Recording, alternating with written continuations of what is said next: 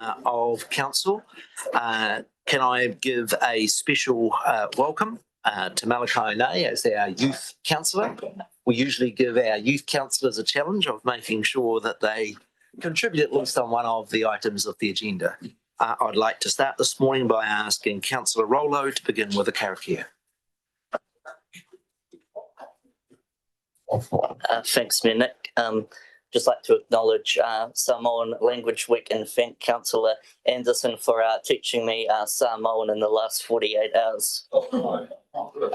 Tatu talo, la matu tama o ai la ligi, la fasama mai lini vasalo, la te matu tasatalo, lasafo o lesamo ameni. Let us pray. Heavenly Father, we ask for your blessing this week to each and every one of us. In Jesus' name we pray. Amen. What would you give him out of 10 for a Samoan, Councillor Anderson? Better than my one. Good skills. I've got an apology for Councillor Rainey for lateness. In respect of confirmation of the order of business, can I just acknowledge the pile of paper that both with the adoption of the annual plan and with PC 29, the amount of work councillors have had over the last few days in getting through that mountain. And many would have enjoyed the King's birthday holiday. Most of you would have been buried in today's agenda. Now, there is substantive public interest in the issue of Plan Change 29. No surprise, given it's the biggest change in our city's resource management plan in over 20 years. And so what I'm going to do is take that item immediately after our 10 o'clock break regardless. And the reason for that is that then rather than the public sort of scrambling to find out what time it is, my hope is to get through all the preliminary matters, including the Mayor's report prior to 10 o'clock with things willing. So if there is no objection, that is the way I would like to manage today's agenda. I come to interests. Is there any matter on the agenda today of which any of our elected members need to declare an interest? That not being the case, we come to the issue of public forum, and I'd like to invite Riley Wayman, Chloe and Sarah to council. We have set aside 10 minutes for your presentation and look forward to hearing from you. Warm welcome to council. Morena koutou, ko Chloe Howarth at ho. My name's Chloe, Briley Wayman here and Sarah Holman. We're three of the trustees of Home Share for Her. Our other trustees who aren't here today are Anna May Angeles, Amy Bryant, and Lindsay Newman is our coordinator, who is the public face of a lot of what we do. And I'd also like to acknowledge Kendra Douglas, who was a former trustee and very influential to the work that we do. I'd like to just start by thanking you, Mayor Nick, for the acknowledgement card that you sent us a wee while ago for the work that we're doing. That was much appreciated. We've had really great support financially from a range of funders, initially from DIA and Tyndall Foundation and Ministry for Women, and over the last year from Office for Seniors, Rata Foundation and Nelson City Council. We've just found out that unfortunately we were unsuccessful in the Community Investment Fund round that's just been through council. Of course, as a small charity operating on a shoestring, we're very reliant on grant funding. So that is challenging for us, and we're hopeful that in the future we'll be further supported by Nelson City Council. I just wanted to just start with a quick origin of what Home Share for Her is about and where it started. We actually started a few years ago. The idea came out of the Community Action Nelson Forum's What is a Home? To discuss affordable housing and solutions for the region. And at the same time, there was discussions with Nelson Women's Centre about some of the issues that were specifically facing women in this region.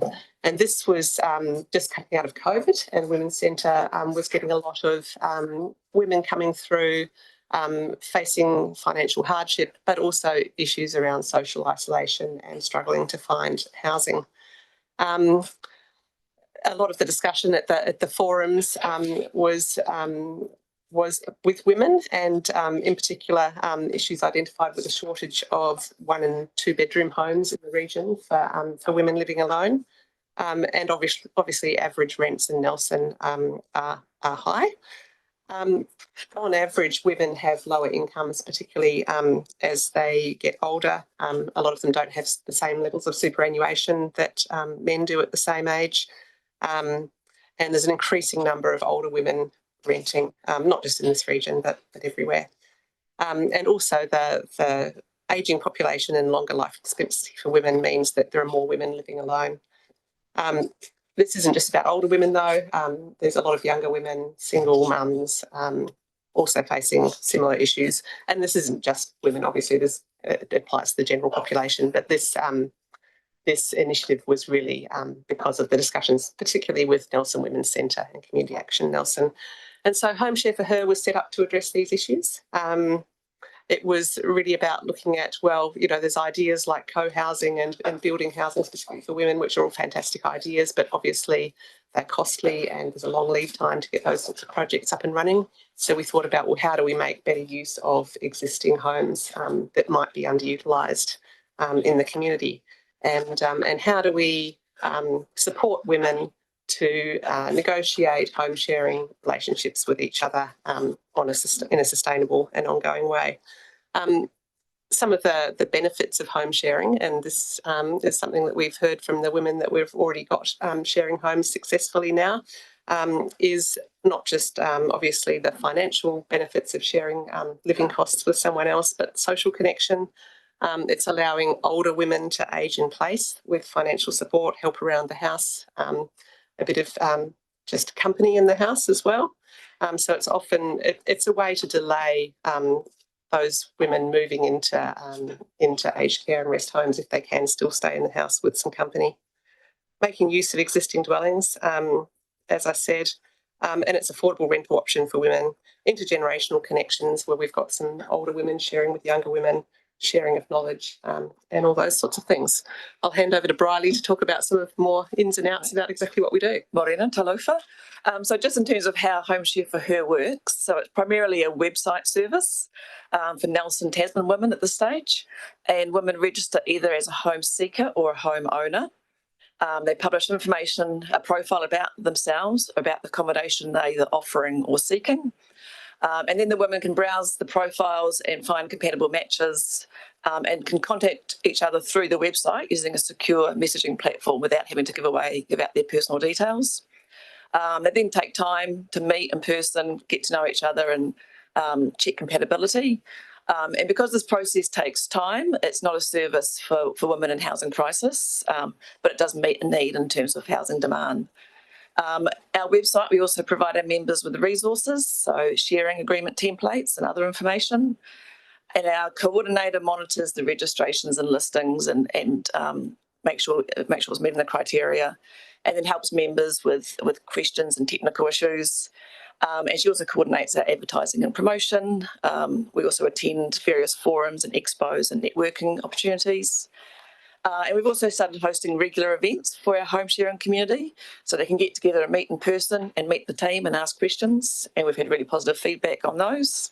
And that's also helped facilitate some of those matches. So over the last 12 months, we've seen our membership grow from 77 members to 321. So a third are homeowners, 2/3 are home seekers. About half of those have published a profile, and we've matched at least a dozen women over the last year, so 6 homeowners, 6 home seekers. And if we think of that as providing housing for at least those 6 home seekers, it's a great return on investment compared with having to build new housing. So instead we're using capacity in the existing dwellings and also meeting some of that demand, so reducing some of that pressure in the wider rental market. So we look forward to working with our funders in the future. Whawhatai, thank you for your time and happy to answer any questions. Thank you for the presentation. Can I kick off with the first question? It's a very innovative idea, and I've been around housing issues both in central and local government. Is the idea of connecting up women in this way occurring in any other part of New Zealand, or is it one of these uniquely Nelson ventures?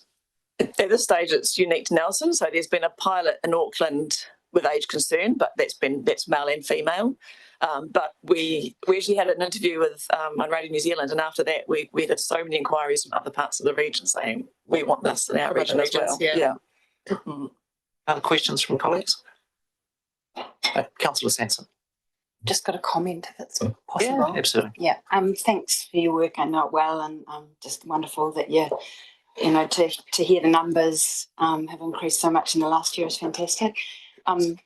Council, it would be worth keeping an eye out on council news and that kind of thing, and I'll probably be in touch in another month or so, because we do have a portion of the housing reserve that's been set aside for dealing with housing insecurity, particularly for women and women with children, and council will be putting out, asking for proposals, so it might be something, worth considering in another month or so. Great, thank you. Councillor Brand, then Councillor Courtney, then Councillor Anderson, then I'll wrap it up. Thank you. Through the mayor. Thank you. Great initiative, especially for single older women 55 and plus. I'm just sort of curious, like when, and it's part of the vulnerability of women on their own who open up their homes to bring other people in, do you help them with if there is any clashes or issues with the person who's looking for a home coming in? Do you educate them around how they can manage that if there becomes a conflict and it wasn't such a good match, or is that something referred on to somebody else? We have resources in terms of communication guidelines and those sorts of things. We don't get involved, but we might refer them to other services. Yeah. We have information on our website about what to do in those sorts of situations, but we don't actually get involved in trying to mediate those situations. Councillor Courtney. Thank you, Mayor Nick, and thank you for your presentations. They were excellent, really excellent. Chloe, what do you think is the primary reason that people are flocking to take advantage of this particular service, I suppose you could call it? Is it the contact? Is it the company? What is it? I think for a large proportion of our members, it's the financial imperative that they really just can't afford to live alone. We had hoped when we set it up that the social connection would be the primary driver for a lot of them, but I think the reality is that for many of these women, they just can't afford to live alone. A lot of them have said to us if they had one-bedroom places available to rent affordably, that would be their preference. That said, there are really great reports back from the women that are home sharing about the social benefits that they're getting from it. So I think what often starts as a financial arrangement actually becomes something more. Councillor Anderson. Oh, sorry. Councillor Anderson. Thank you, Mayor. Tikia, well done. I was just wondering, just in the current landscape, pickings are thin as far as funding's concerned. Just wondering where you're sitting, how resilient you are as far as being able to ride this trough.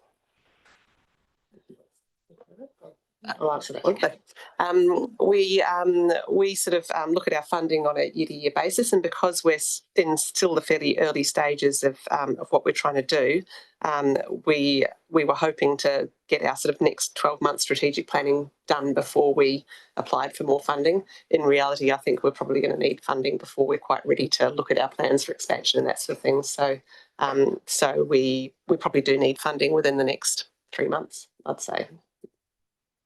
Thank you. And Councillor Bench. Thank you. Yes, unfortunately, or fortunately, I'm not sure which, women live longer than us and end up in this, which is sad. I wondered if you'd considered new builds, because I've heard groups of women talking about trying to find somewhere to build together. Because a lot of these women have the resources to do that, but they don't want to rattle around in their old house, which, I mean, you're filling that gap. But I wondered whether new builds were a consideration or whether it had ever come up.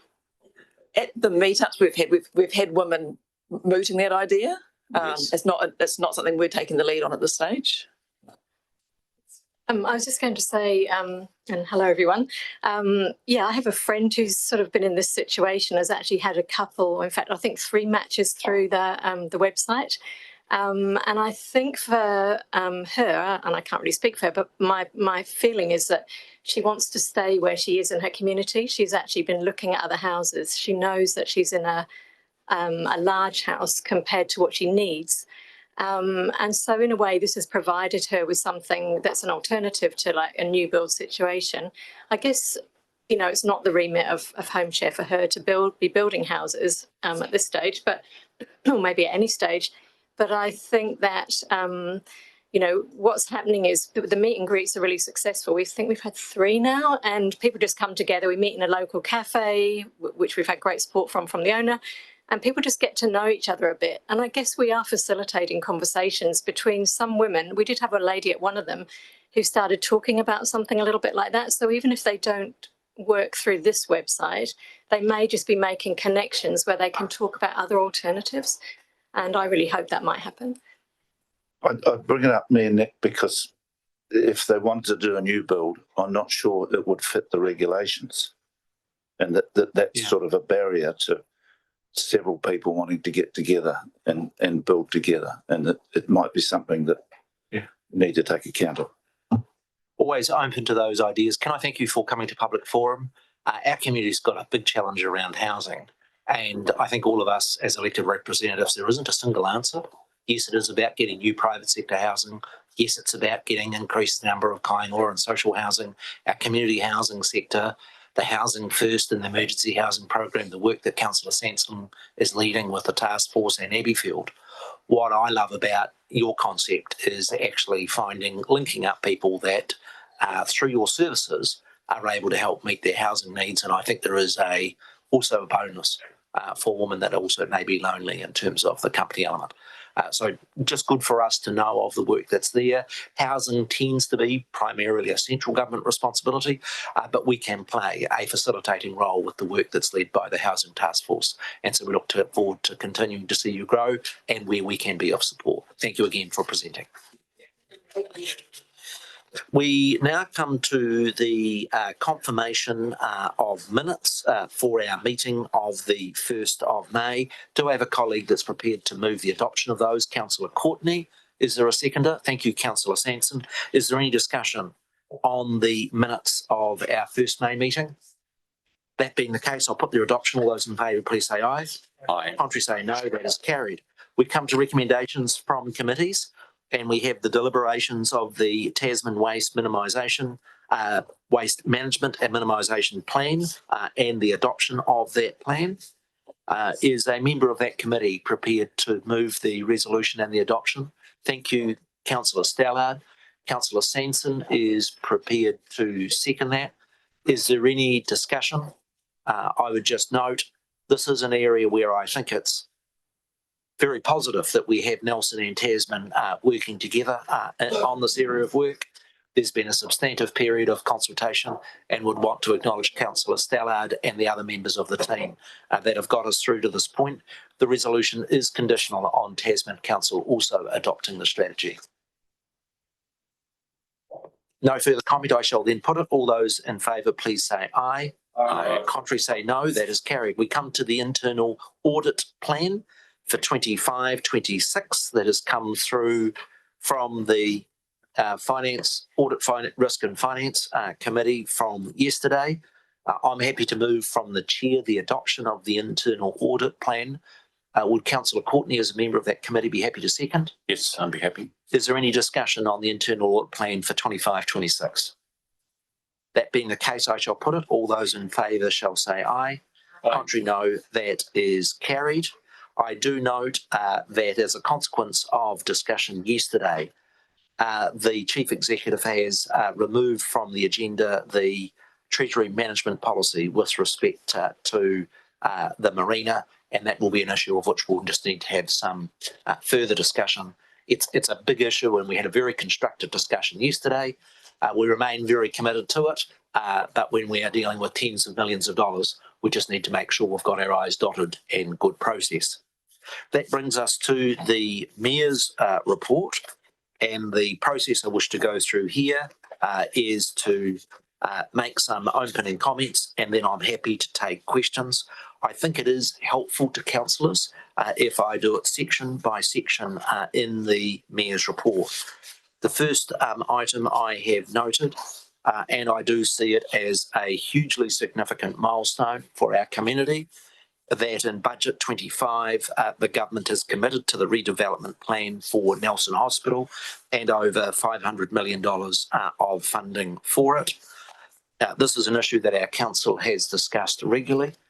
I do find, even as a relatively old player in politics, that it's a very fine line between pushing and challenging the government to try and get them on board and not pushing so hard that you peeve them off and you end up not getting what you require. And we all face that dilemma at times. I feel the outcome has been a very good one. The bits that are particularly important for the council is the plan to earthquake strengthen those two very large tower blocks. It has been of concern to me that that issue has been outstanding for a long time. If there was a substantive seismic event, the biggest risk for our community was having a hospital that was not able to service the needs of the community. And the plan they have underway for its strengthening is very significant. Now, I have heard feedback from medical practitioners that as the Health New Zealand has attempted to do that work, as that it has been very disruptive, both for patients as well as for our medical professionals.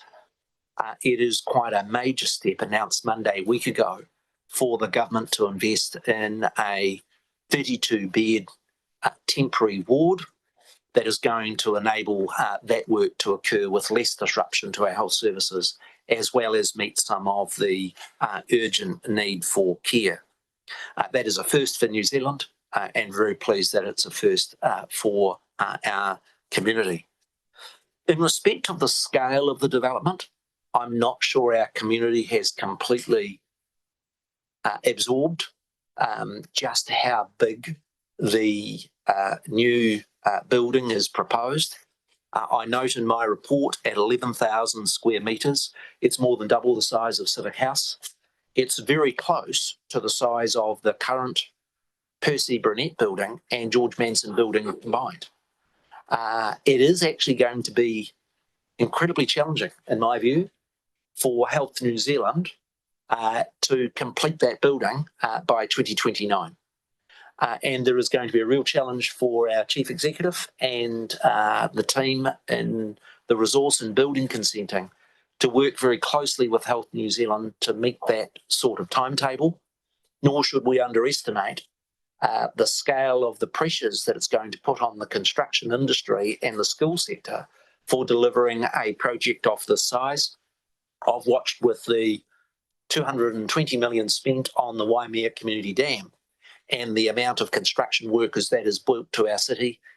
This is more like 3 times the size of that if you include the earthquake strengthening, if you include the other components of it.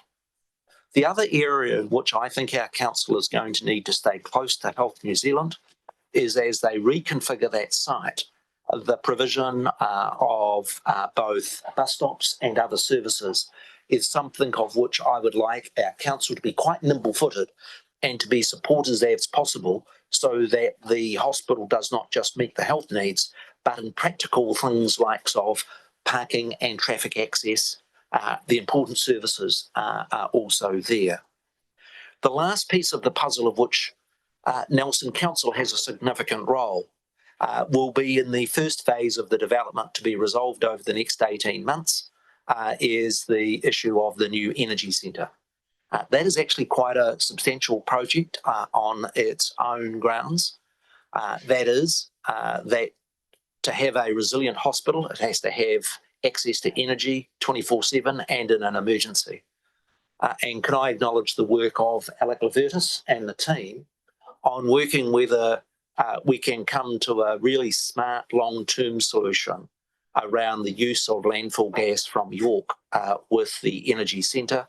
It's not my view that this council should be subsidising in any way the energy needs of the hospital, But if it is possible to provide a long-term win-win solution around the provision of secure energy for our hospital and for us to be able to make best use of that landfill gas, that would be a great outcome. And I know further work is going to be occurring on that particular issue. I'm happy to take any questions on the elements of the Mayor's report as they relate to Nelson Hospital before I work on to the other topics. Councillor Courtney. Thank you, Mayor Nick, and thank you for that report on the hospital and for all your work associated with it and getting it here. I think everyone around this table will agree with me, you've worked tirelessly on this project from the time you came here, from the time you became mayor. I want to go back to the energy centre, and just for you to confirm that the Nelson Hospital will discontinue the use of coal as an energy source in the near future? Very significant development. Every member around this council table who has a concern about the issue of climate change, and it's not just the issue of climate change, actually it is a substantive source of particulate pollution in that Victory airshed.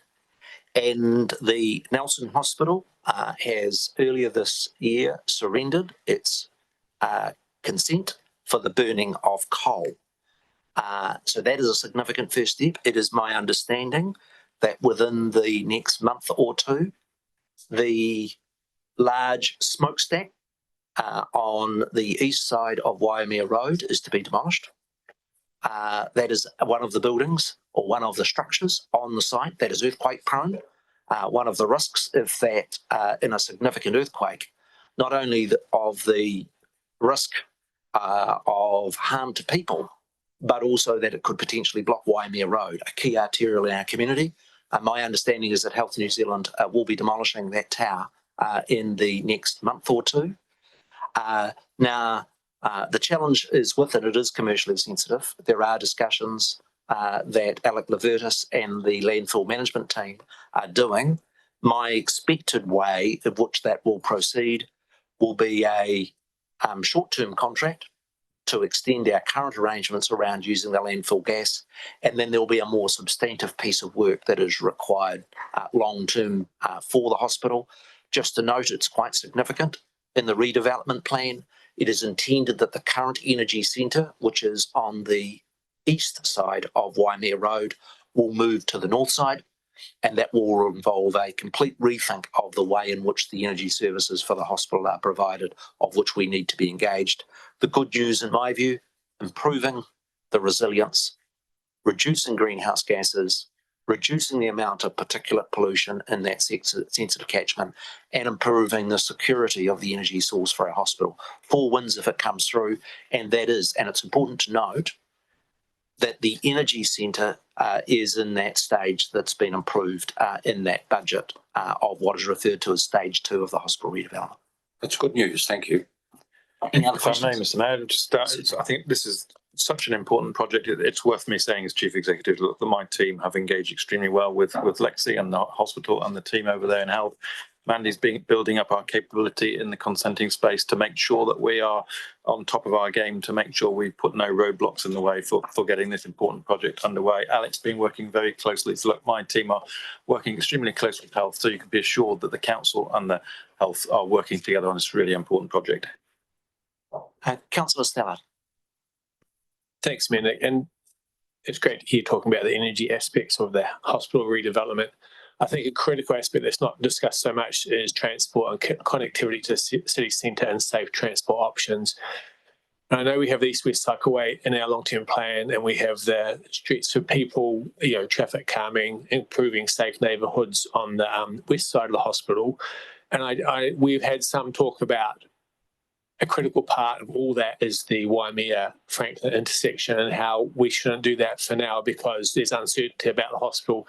Let's talk to Health New Zealand and get that done early so that during even the construction phase, which will last a long time and be more heavy vehicles, more than ever, people, school kids and so on, have safe cycling and walking access to the places they need to be. Hospital staff can get to the hospital safely by their choice of transport mode and relieve the pressure on that new parking building that the hospital will be investing in if we don't provide safe options, it'll fill up and then the problem will just return. Okay, what do we do now? So I think the east-west cycleway and that kind of active transport connectivity will be something to push for the whole way through this process, not to say we'll leave it until the build's complete and then we'll have more certainty. I think the two fit together really well.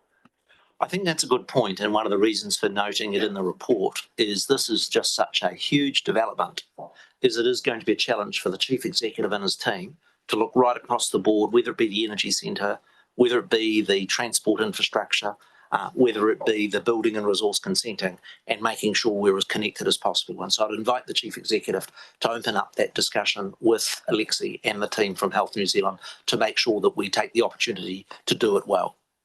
And I would indicate, consistent with Councillor Stallard, that if there was the opportunity to rejuggle some aspects of our long-term plan that would work better for the community as a whole, then we should keep an open mind on that. Yeah, and if I can just quickly, also if we talk to the schools, because they will have real concern about the safety of their students during this period of construction and increased, heavy vehicle traffic and so on. Thanks, Councillor Stallard. Councillor Pakipaki.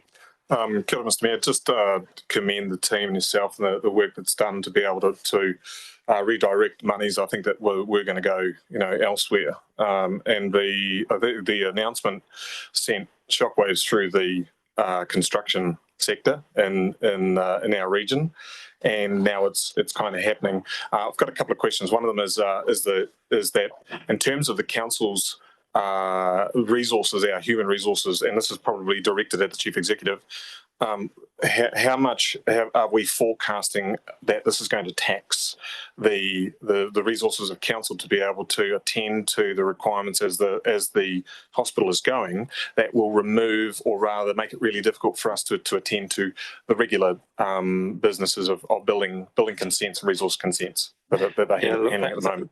But thanks for that question. A really important question. We've been thinking about this for a while. I'm really pleased now that we've got a level of certainty. And Councillor Stallard, look, to your point, we've now got a way forward. We know that things are being built, so we shouldn't be waiting in terms of let the thing finish and then. So now we've got some level of certainty about what's happening next. So look, myself and my team will be sitting down with schools, with all players in this thing. So we've got a coherent way forward.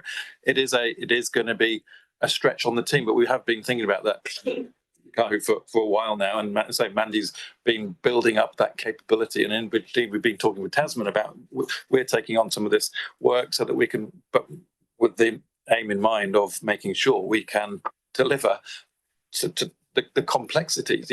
Bring the announcement of the government of bringing in that the new 32 bed, is it 32 bed? That as a temporary measure, it's going to be complex in terms of consenting. And we need to think about that. So look, as you know, I'm leading a transformation program. We've got an operating model which we're going to be sharing with people soon. We're thinking about how we resource the future. And very much, this is a big part of the future, and we are, we're making sure we've got the capability and the capacity to deliver on that, and also on all the other priorities that we have within the council. Yeah, the sub question on that would be: so have we had an undertake from the Tasman District Council about what level of support that they would provide? Because of course it is a regional shared resource. So what sort of commitments have they made so far? Well, obviously, Leonie and myself are talking regularly about this, but we're very much taking the lead in the consenting space. Mandy, is there anything you wanted to particularly add in that? Thank you, through the chair. So our staff, we need competent people in the commercial areas, not the housing areas. TDC generally don't have as many staff that are in that commercial space, and in fact are looking for us to take over their commercial consenting or help with their commercial consenting. So we have been and have changed staffing positions to make sure that we've got that level of expertise in the commercial space, as well as continuing with our residential staff as well. I've just got one more question, sorry, Mr Mayor, and that's in relation to, it's a local project on a national scale. Really, it's the money is coming from central government to make it happen. What influence can we exert as council in terms of hiring local people and making sure that our industry is engaged And I know that we have a couple of companies that operate in Nelson, but not necessarily based in Nelson. I want to make sure that, obviously that we need our private sector and the residential sector. We can't just steal people, from those sectors to be able to come in and meet the shortfall.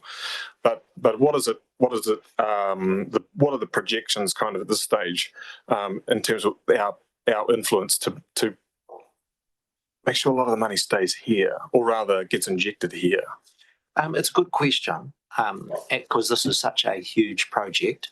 The truth is that we have influence, but it is finally for Health New Zealand and the government to make those decisions. I was encouraged that Health New Zealand, just prior to the announcement, had a forum coordinated with the Chamber of Commerce and the Nelson Economic Development Agency with the industry. I also think it's true that the staged development approach is maximising the opportunity for local companies to bid. So I think it's a good thing for us to advocate. I also think there is opportunities for us to advocate for partnerships with the Nelson Marlborough Institute of Technology and its building programs to make sure that we beef up the skill set. The last point I would make is I do not underestimate how challenging this is going to be for Nigel, Mandy and our consenting team. This will be the largest building ever built in our city at 11,000 square metres. Not only that, a hospital building has to be built to the IL4, importance level 4, which is the toughest seismic standard. And let's be upfront about what the risk is, Mr. Chief Executive. And I was very disappointed that after the new Masterton Hospital was a stuff up and there were tens of millions of dollars that were required to fix it, the government chose to sue the local council over the irregularities and the problems with the building. And so that just emphasises the importance to the council of, yes, we want this done quickly. Yes, we want to be as supportive of Health New Zealand as possible, but we also need to be open about the substantive liabilities that legally rest with the council, in that if the council approves building work that is subsequently found to be flawed, there is literally tens, if not hundreds of millions of dollars of risk. And that just, I think the message for us as a governance unit is making sure that we fully support the Chief Executive and Mandy in getting the very best skill set of people to be able to do the work quickly and well with respect to this huge development of both the parking building, the energy centre, the new inpatient building that will be constructed as a consequence of this massive $500 million investment in our city. Are there any other questions on the hospital? I then move on to the second part of my report. It's just a brief note about the torrential downpour that occurred last week. I do want to acknowledge the support of our emergency services.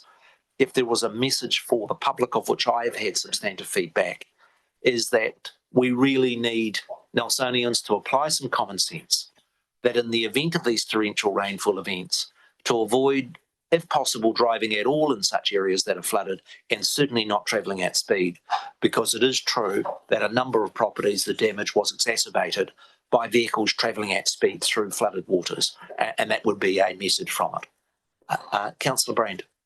Thank you, through the Mayor. I just would like to highlight that we may need to review our level of service on the contract that looks after the road clearing of leaves and trees over the winter period, to ensure that they are done at an appropriate level of service, especially as many of the drains were blocked due to the leaves that were blocking the drains because the road sweepers hadn't come through. And I know there's a changeover period from the level of service from summer to winter, but it's also, if we're promoting people to clear their drains, keep the gutters clear and all the rest of it to prepare them for the winter weather, there's also stuff that we should be monitoring and ensuring that we have adequate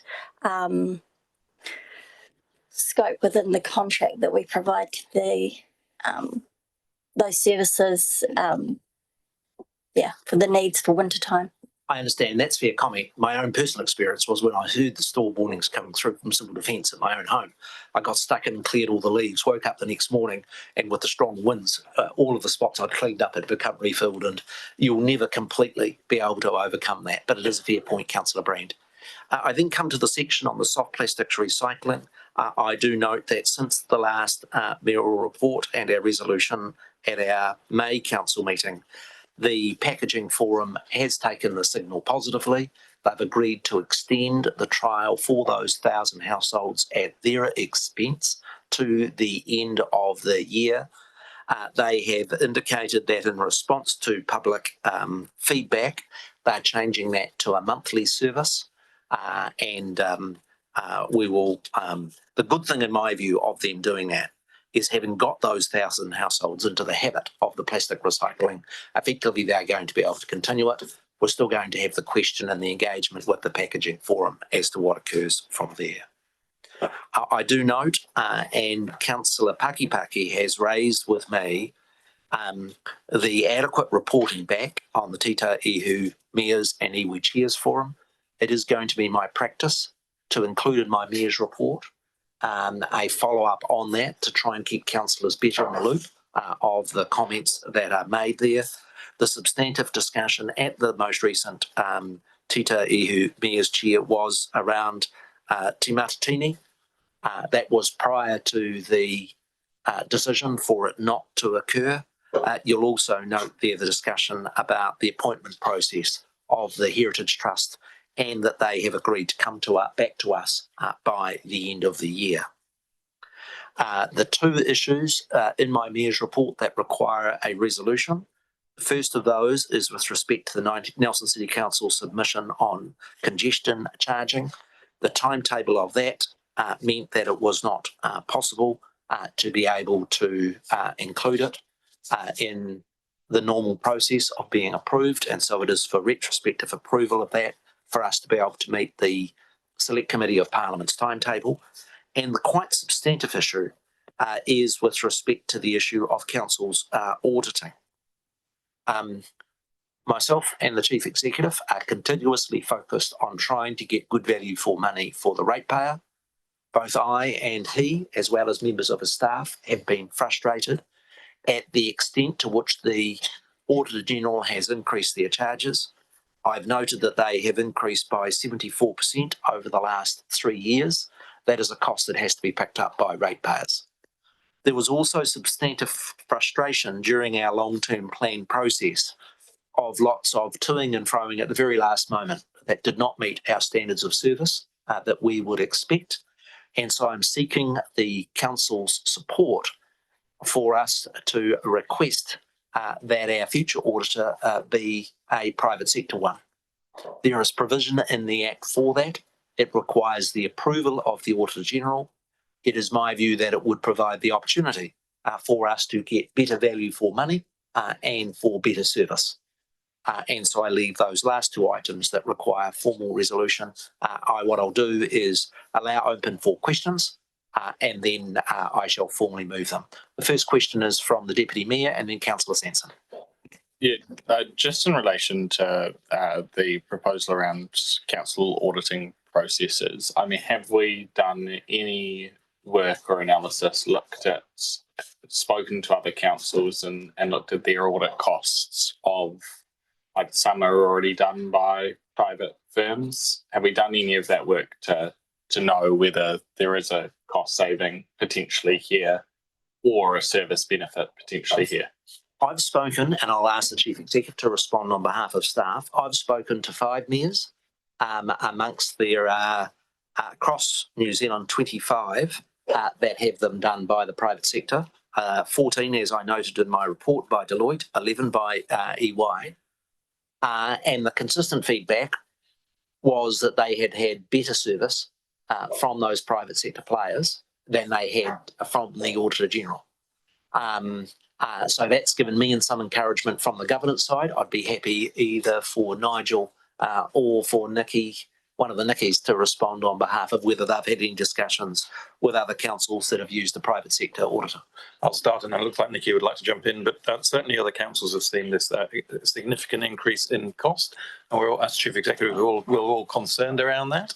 Look, in my last employment running a business, I engaged various auditors. I was allowed to, go to, and I shopped around, and PwC at the time were cheaper, but it's good to be able to shop around and get good value for money. And indeed, the time they spend with you is the time they charge with it. And I did find that Audit New Zealand, they were struggling because of their remit to service so many councils.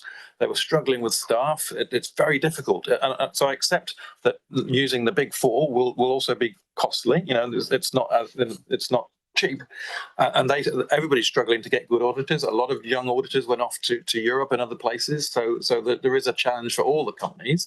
But I do think I would like to be able to go to the private sector and actually ensure we get value for money, and that the audit officer. The audit we had last time, there was some changeover of staff because they lost some people. That added to extra time, new question, people asking the same question again. And I think that is not good value for money for the ratepayer. So I would like to test the ability to get a different auditor. Just to be sort of tighten up, my question is really just have we done any of the work to look at what the relative cost saving here is?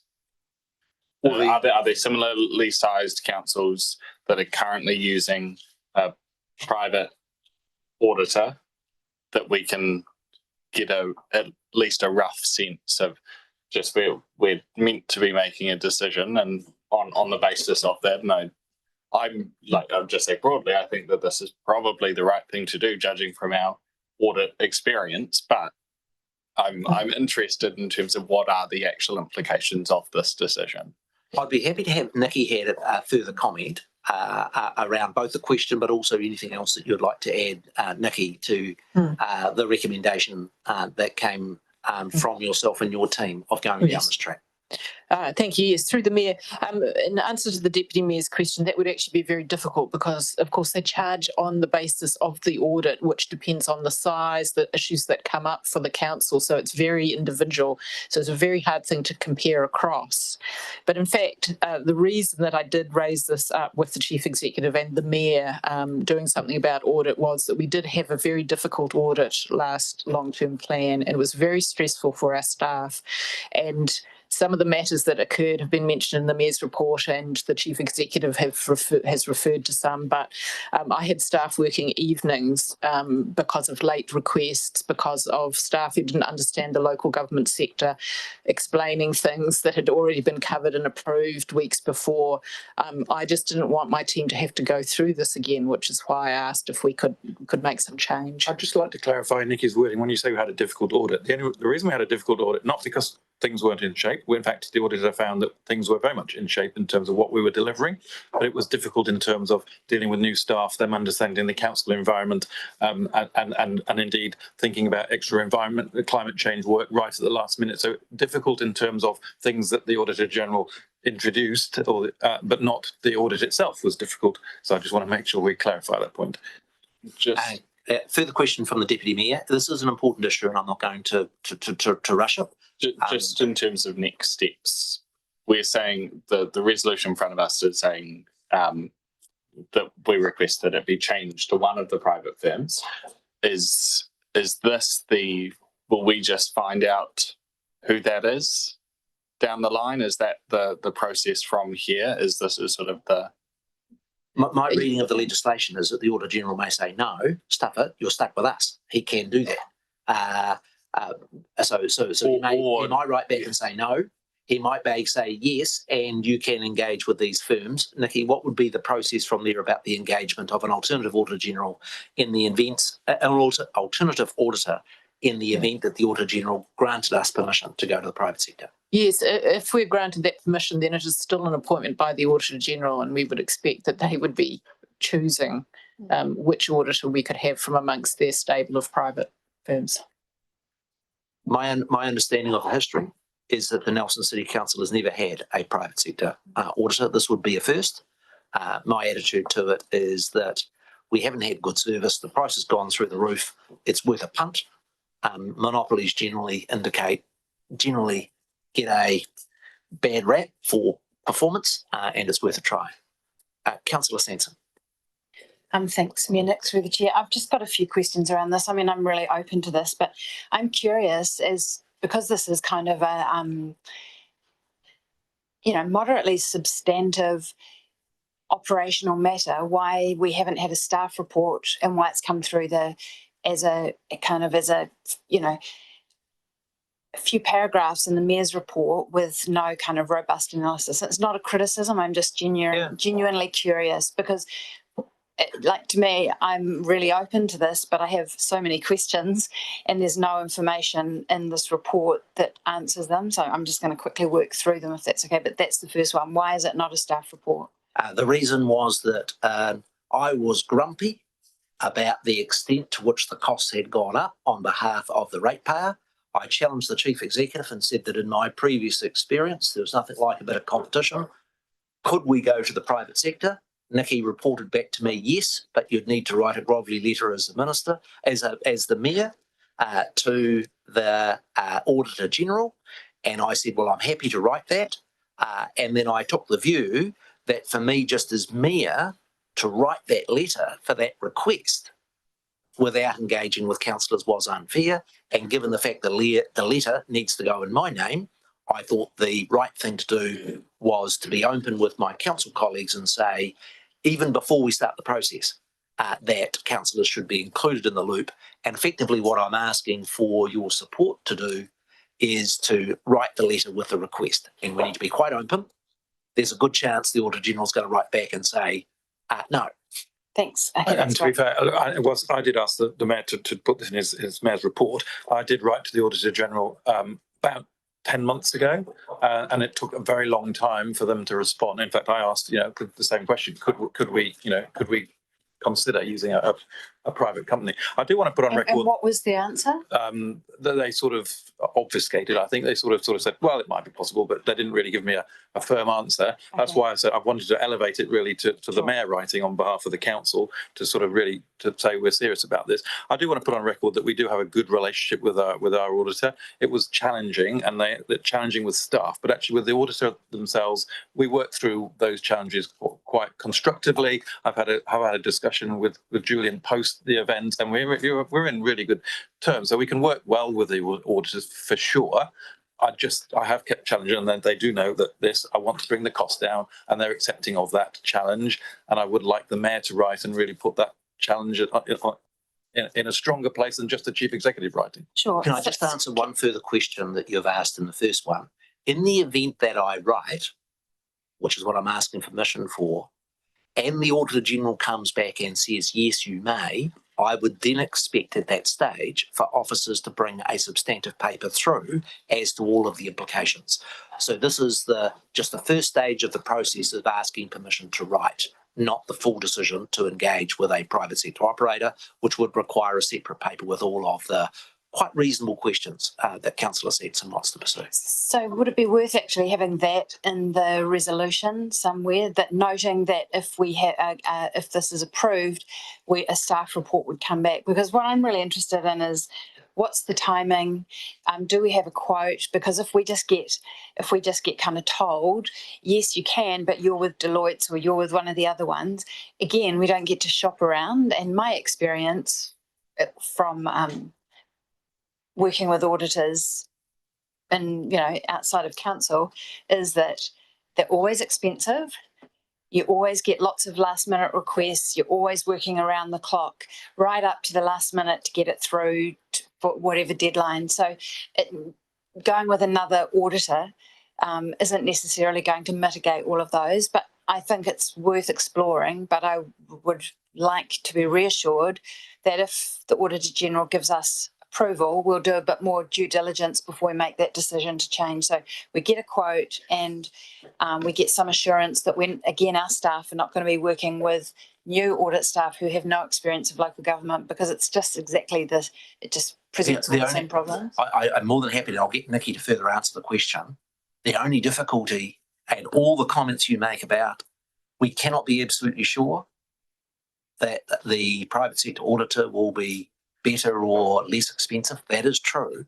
But as I understand the legislation, the Auditor General makes the decision about whether you get a private auditor or not. And that then we would contract with that private sector operator. We actually don't get to make the decision. We only get to make the request, is my understanding, but I'd be happy for both the Chief Executive and Nikki to further answer that. That's right. And the due diligence is really important.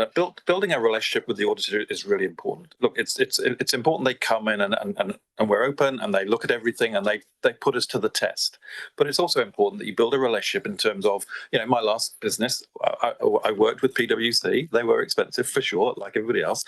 But actually they get to know the business, they get to know the organization, they use the same people. So they're not asking every time they do an audit, and we do that every 3 years, the same question again and again and again, which takes staff time, which takes their time to get up to speed. So actually working with an auditor that you build a relationship with, that they understand the business, they come in is what what I'd like. The problem with the Office of the Auditor General is that they've got so many councils to deal with, and indeed Nikki was quite frustrated because we had a council meeting planned and to sign off on the annual plan, and the auditor said, we're not sure if we can meet your timescale. We might have to, and that's not acceptable.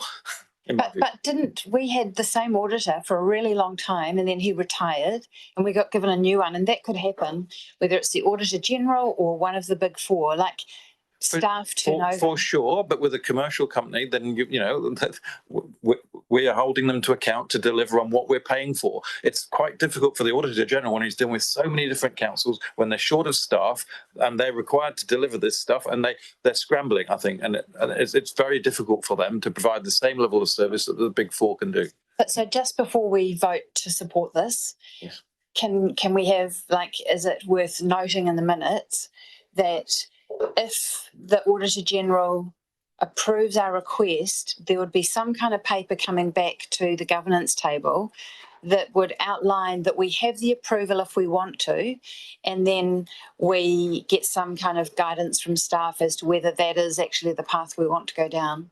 No, it's not as clear as that, because the legislation says the Auditor General makes the decision. If the Auditor General makes a decision that we're getting Deloitte or we're getting EY, that's it. What I am saying is that there would be a council paper come through about what the implications of that would be. But we cannot, through our decision-making process, override the legislation. Have I got that correct, Nikki? But yes. Do we not have the choice? So we're requesting a change. Does that mean if he says, yes, you change, we don't get any chance to stay with the existing? Correct. No. If they say, yes, you change, we're changing. Even if I do not write, the Auditor General's got the power to say, you're getting EY, you're getting Deloitte, or you're getting one of the people currently doing it. He's got that discretion already. And so the Auditor General makes the decision about who will be the Nelson City Council auditor.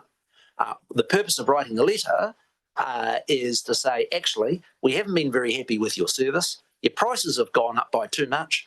We'd like to give the private sector a go. Now, he can equally write back and say, suck it up, mate. You've got to stick with who you have. Or he could make the decision. The reality is that as a consequence of me writing on behalf of council, it's more likely that we will get a private sector auditor, and I'd like us to give us that go. But I don't want to change the resolution to create the expectation that we get to make the decision when that's not the law. So what happens if it's more expensive and we get someone who's got no experience with local government and it's worse experience for the staff? We just have to suck it up. Exactly the same way as the Auditor General could make a decision tomorrow that says you're getting EY and EY doubles the fees. Actually, the honest truth is that we do not have complete control of that. The only piece that I have just a gut reaction and instinctive view, and that is companies that are in the private sector, the majority of their clients have a choice. And as a consequence, the culture of the organisation does tend to be more service orientated than the Auditor General that is a monopoly. And so it is my view that we have a better chance of getting good service and good value for money from the private sector. Just to make clear though, my understanding is that when up till now with the Auditor General, Nikki could confirm this or otherwise, that we did have the same auditor for a really long time, and then he retired. Yep. And we got a new one, and the expectation would be that we would have the same auditor with the same staff for quite a long time. The senior auditor was the same, but of course the senior auditor is not the person that's coming to do the audit. He's sending in lots of junior people to do the time on and they changed not only between audits, but actually in the middle of the audit, which was very frustrating and very expensive. Yeah, and how's that different to the private sector? Like, assuming you have the same senior auditor, that's how you build a client. No. I openly accept, Councillor Sanson, that if we are allocated a private sector auditor, you cannot guarantee that they will not juggle around staff and make it frustrating. I am basically bringing this recommendation to council on the basis of the advice I've had from staff that were so frustrated that they would like to at least have the choice. Now, it's possible, and it would not be a bad thing from my point of view, that the Auditor General says Nelson City Council is so miffed that they're pressuring us to get a private sector operator. We're going to make sure that we're going to stick with the existing one, but we're going to work a lot harder to make the service better. If that's the outcome of my letter, that won't be a bad thing either. I've got questions from Councillor Skinner, then Councillor Rollo, then the Deputy Mayor, and then I'd like to wrap this item up. Just a quick question about breaking the run here. The road tolls, are we going to have that separately, or can we? I'd like that separately to the other recommendation. I'm more than happy to have that separately if that is your request. Councillor Rollo. Thanks, Mayor. My question, in terms of going to the Auditor General here and seeking this clarification to move to the private sector, I assume when we hear back, if they decide we can go to the private sector, we can at least have a look at both options, because as far as I'm concerned, the moment the private sector here, we're looking at changing to them because the price has gone up with the other people, they're just going to jack their price up as well. So I assume that when we get both options back, we'll at least be able to go through these prices properly. No, you're incorrect, and it's the legislation. And I would much prefer that the Nelson City Council under the law could shop around for an auditor. My view is that whatever services we are buying on behalf of ratepayers, I much prefer to have competition because that way we get the best choice. But remember what the legislation says, the Auditor General shall decide who will be the auditor, whether it's in-house or whether it's EY or whether it is one of the other major accounting firms. And that's it. He makes the decision, we put up with the price. So we are in a bit of a position of being a beggar, but we are begging for a better service. That's correct. That is absolutely true. Now, the only bit I would say is that private sector firms, whether it be EY or Deloitte, are very concerned and focused on their reputation. And it is my view that we've had bad service from the Auditor General at a very expensive price, and we should at least have a pump. And like I say, my letter is not much more than a beggar's letter in the sense that the Auditor General is perfectly entitled, if he wishes, to say no. Are there any, the Deputy Mayor?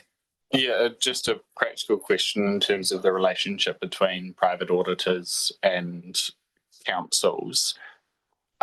Is the sort of the contractual relationship between the Auditor General and the private auditor, or is it between the council and the private auditor? Nikki, are you able to clarify that when we get into in the event that the Auditor General says yes, does that mean we have a contract directly with the auditor, or do we still have a contract with the Auditor General who then subcontracts to one of the approved accounting firms? We can't say, we don't know. Obviously, there is some relationship between the Auditor General and that private firm because they are appointing them. But what sort of contractual relationship we have, we wouldn't know. I think from those questions, even though we are in the beggar's position, I come back and can I assure Councillor Sanson, in the event that there is a positive response and we end up going down the road of a private auditor, take it as read. That there will be an officer's report about the full implications of that and the details to come through properly the system, as long as we understand that actually the Auditor General calls the shots here. and an estimated cost? Because it would be good for us to have some visibility across what the anticipated cost is. They will be able to give that information to the degree they have, albeit those costs will mainly play out when we come to do the next long-term plan and how extensive it is. And you can understand the accounting firm saying, well, if it's a no change LTP, there are very little costs. If there is big change, then the costs are proportionate. So some information about the costs, yes, but I don't think any auditing firm is going to give a firm quote when there are so many unknowns when we go into that LTP process. Okay, I've had a request to put the two resolutions separately. It is my intention to put those two resolutions. I'm going to move from the chair both of them. Is there someone that's prepared to second both of them? Thank you, Councillor Hodgson. I put the first resolution that the Mayor writes to the Office of the Auditor General requesting a change to a private firm be approved. All those in favour, please say aye. Aye. To the contrary, say no. That is carried. The second resolution With the second legislation, sorry, Chair, any debate or comments on that? I'm more than happy to take it. I'll just give the overview as the mover, is that the government has introduced legislation to allow for time of use charging. To be clear, I'm just using my spot in the debate. And in my view, the answer to our traffic woes is a mix of increased investment as well as the use of better tools. Having done some travel internationally, it is my view that the tools of time of use charging are incredibly powerful in improving traffic management. Now, the bill has mainly come about as a consequence of the huge traffic issues in Auckland that are worse than any city in Australasia. But the bill does make provision for other cities to be able to introduce time of use charging. Now, in our submission that was worked up and workshopped through consultation with colleagues, we have made the point that any money that is taken in time of use charging needs to be reinvested in the area from which it is taken. And I think that's a really important corollary. We've also put in the submission that we would like to have strengthened the degree to which the local authorities have input into both the setting up of such schemes. Now, the last point I'd make is reform of the way in which we both fund roading and the way in which we invest is incredibly important. I am privileged to be, as the local government representative for New Zealand, on the working group that is doing major reforms in this area. The proposals that we are working on with government is that the current excise tax, which is about 80 cents a litre, would be replaced by road user charges for all vehicles. That's a really big reform, and it is my view that we need to be engaged in the process of the issues in our community. Transport and congestion are very large in those, and that if we are to get long-term solutions, yes, we need to invest, yes, we need the Hope bypass, yes, we need other investments, but we also need to reform how we charge and fund such things, of which this bill is part. Councillor Skinner. Thank you for that. And no, your letter is well written and it's broad and it covers a number of issues that it raises. I'd just like to take the opportunity, obviously, there's a lot of things we have to move swiftly on if we decide to, and don't always fall in line with the meetings, but for the benefit of the public, I'm always a bit concerned when we make which can have quite a consequence decisions behind closed doors. And I wasn't not inferring that we're trying to be secretive, but it's one of these situations again that we see it, the public see it and go, whoa, and I'm sure we'll get some pushback on this. So in regards to my debate, and I'm glad you put that it wasn't a unanimous decision, well, not a decision, but a discussion at the workshop. So I just reiterate for the public and for the table here on a vote. No, I don't approve of another tax being put on, and I'm not a believer in taxing the community for the sake of modal shift. Also feel that initially this came from the government with their frustrations and concerns in Auckland and Wellington, and it's very Auckland-Wellington centric, but I see that they've put this out to the rest of the regions if they want to buy into this. Once again, I think it's with the centricity of it, it's lack of understanding of Nelson's growth, or not the growth that was expected. But once again, I'm not a supporter of us taxing through road tolls. I appreciate you put in there in regards to any money coming out of that would be taken out of Nelson, goes back into Nelson infrastructure. But once again, I can't, I do not support this charging of coming in and out of the town. And I think under the wrong leadership, not talking about council leadership, but central government leadership, intentionally or unintentionally, that can have quite a consequence on our growth in Nelson and economic ability to do that. Thank you. Thanks, Councillor Skinner. The Deputy Mayor, and then Councillor Hodgson. Thanks, Mayor Nick. And speaking in support of this submission, I love transport systems because they are highly complex and they are fascinating beasts to work with. And I think at the heart of them, there's really deep, just fundamental political and philosophical questions about who should pay for what and how do we provide these services. I think that right now, as a country, we need to be, and clearly more work is going into facing the fundamental challenge that we have, which is our funding system for transport is broken.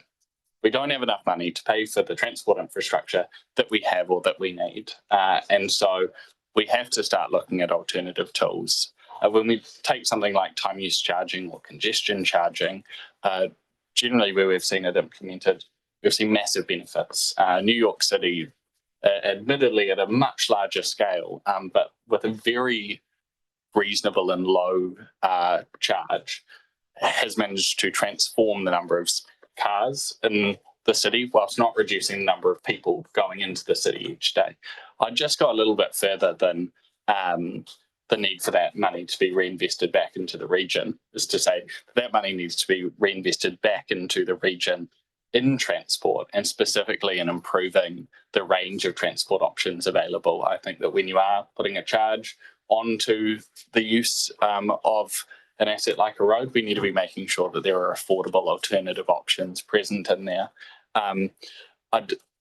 One of the bits of nuance I take in terms of our submission is actually around that balance between, with the charging scheme boards, the balance between NZTA representatives versus local government representatives, is that you can't separate out the state highway usage from the local road usage, and you can't just charge one without the impacts being pushed onto another. And so again, we need a collaborative whole system approach. Whether it's right for Nelson is a conversation for much further down the line once we actually have legislation in place. But in principle, when we're already charging across such a different range of the pieces of vehicle usage, whether it's road user charges, fuel excise tax, rates, taxes, the direct funding that we provide and subsidise roads in our region, separate from the direct users of them, I think the more tools that we have to equitably distribute the costs,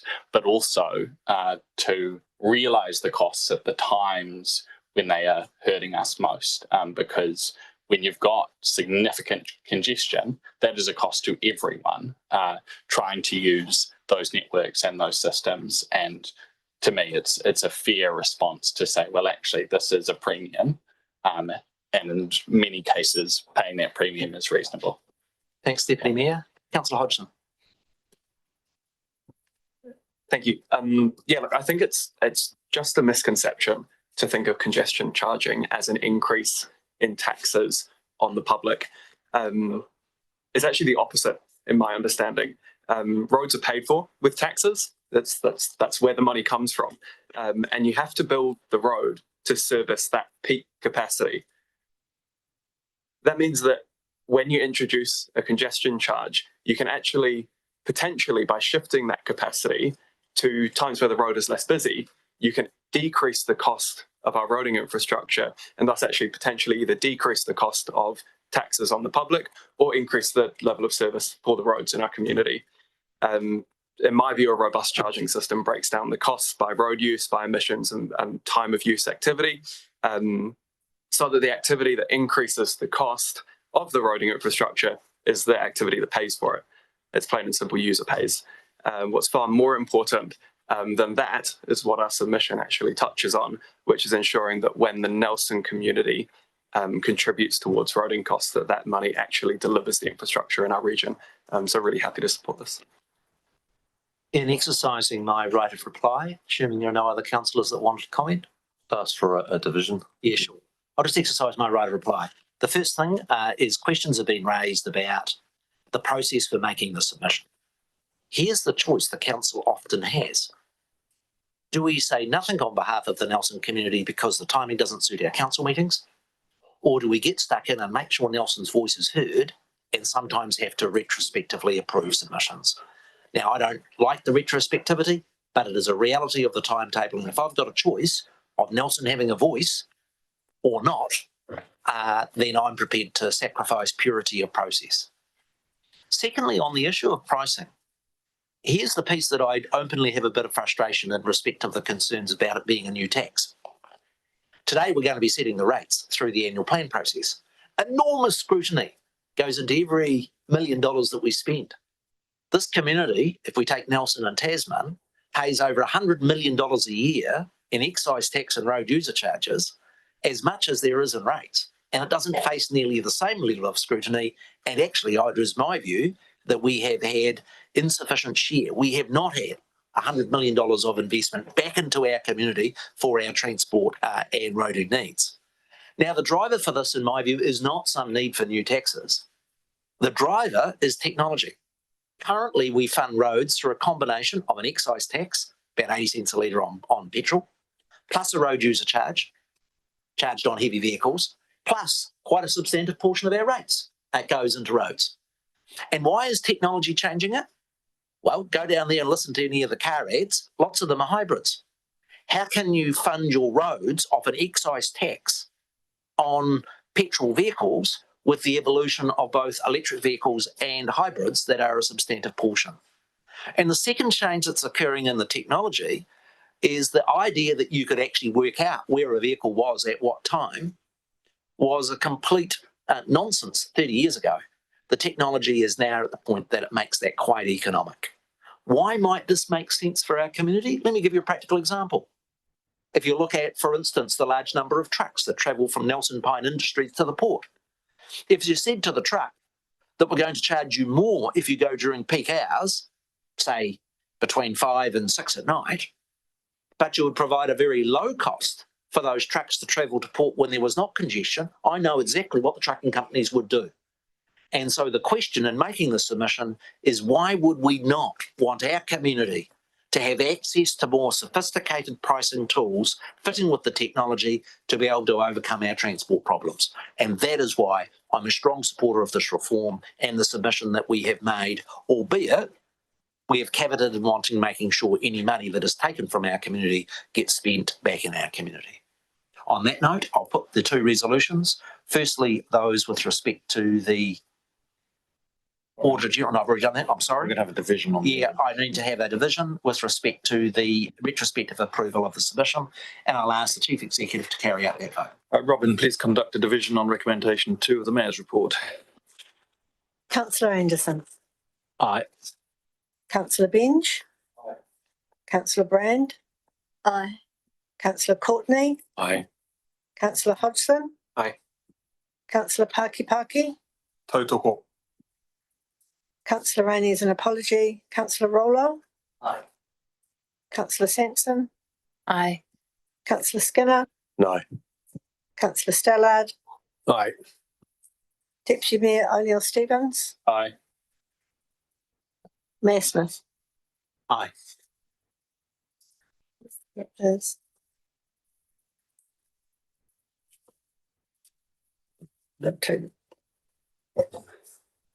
The ayes have it 11-1 with one apology. Council will now adjourn for a quick 5-minute break for members to grab a coffee. Members of the public are welcome to do so. When we resume at 12:25, I'll be coming to item 7.4 on the agenda, which is considering the next stages on Plan Change 29. Council adjourned.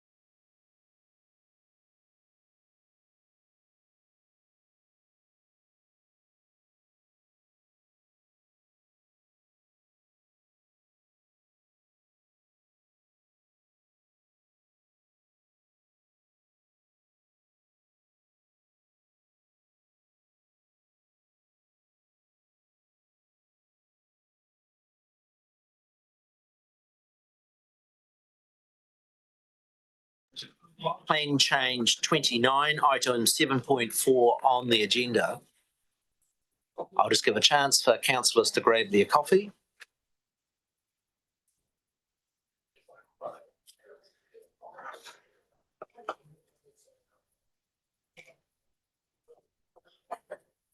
In introducing this item, I do just want to acknowledge the work of both Councillor Brand and the Deputy Mayor, Rohan O'Neill-Stevens.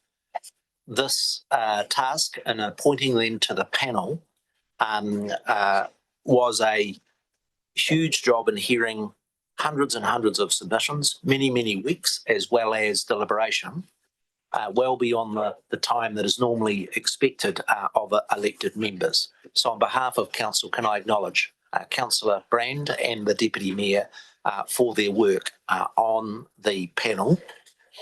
The process that I'd like to go through on this is to allow our officers to provide us with an overview of their report that supplements the report that councillors received from the panel on Plan Change 29.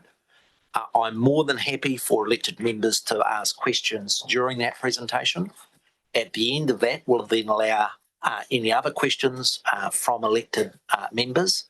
Then, given the scale and significance of the issue, are intending to allow a full debate where all members will be provided an opportunity to contribute when we come to the recommendations. So over to our officers for the presentation on this item. Mandy. Thank you, Mayor Nick. With me today is Mithran Gopinath, who's the Senior Planner, and Claire Piper, the Manager of Planning and Development, and they will take you through the overview and presentation this morning. Online, we do have Rachel from Barkers, who was the lead through this Plan Change 29 process as well. And then we'll be happy to answer any questions. Thank you, Mandy. Kia ora, Mayor Nick and councillors.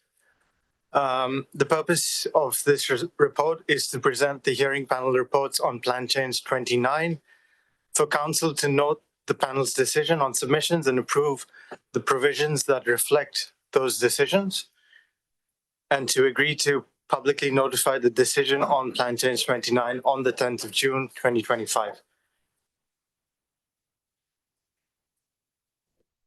I will take the report as read and provide a quick overview of Plan Change 29, the hearing panel reports, decision-making options, and next steps. The main purpose of Plan Change 29 is to amend the Nelson Resource Management Plan to give effect to the National Policy Statement for Urban Development by enabling housing development and providing for well-functioning urban environments. Plan Change 29 also included a range of provisions aimed at managing the risks associated with natural hazards and to ensure that heritage is appropriately protected. Plan Change 29 was publicly notified on 12th August 2023, and submissions closed on the 31st of October 2023 following an extension to the submission period. A total of 886 primary submissions were received. This led to further work in facilitated expert conferencing.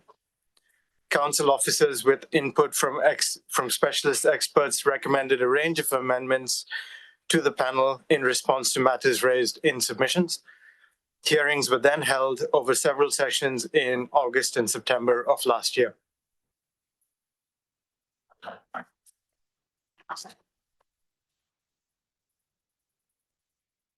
Council appointed and delegated power to an independent hearing panel to hear, consider, and decide on submissions. The hearing panel have now completed their deliberations and issued their final reports. While the hearing panel considers that Plan Change 29 is likely to give effect to the National Policy Statement on Urban Development, it has found that key aspects, particularly those relating to urban form and amenity values within the residential provisions, do not give effect to the Nelson Regional Policy Statement. Accordingly, the panel have determined that several key provisions of Plan Change 29 not be approved. Notably, this includes provisions enabling intensification and greater development in the proposed general, medium, and high-density residential zones. The panel have also decided not to approve the state highway noise provisions, increased building heights in the suburban commercial areas, Papakainga provisions within the new residential zones, and most of the proposed changes to heritage and slope hazards. The panel have, however, recommended that several important components of Plan Change 29 be approved. This includes increased building heights and revised development standards within the inner city center and city fringe zones, updates to fault, flood, liquefaction hazard overlays, and the associated rule framework, new provisions enabling Papakainga development within the inner city and suburban commercial zones, and the rezoning of the St. Vincent and Vanguard Street area from industrial to inner city fringe, which will enable more diverse and intensive land uses in this key location.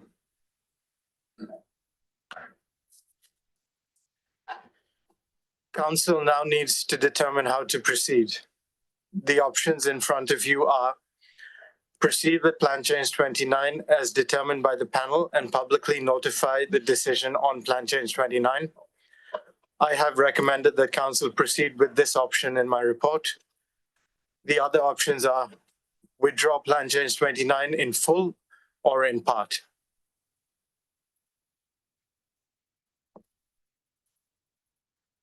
If Council proceeds to notify the decision on Plan Change 29, submitters will have 30 working days to appeal Council's decision to the Environment Court. Once Council publicly notifies the decision on Plan Change 29, the provisions that are part of that decision will have legal effect and will need to be considered in planning decisions. Provisions that are not subject to appeal may be made operative by Council after the appeal period closes. Once appeals have been resolved, Council will need to formally approve the plan change. This is a decision to be made at a later date. For next steps, officers suggest liaising with ministers to ascertain the right time to make any future changes to the current planning documents, given that the Resource Management Act is to be replaced. I'm happy to take any questions. Can I just kick off with two questions and then I'll move to colleagues, and I suspect there'll be a significant number. A key purpose of Plan Change 29 was increasing the housing supply through intensification. With those portions of the plan that are approved in the inner city and the adjacent area, what is officers' best estimate of the housing capacity of the changes recommended for approval?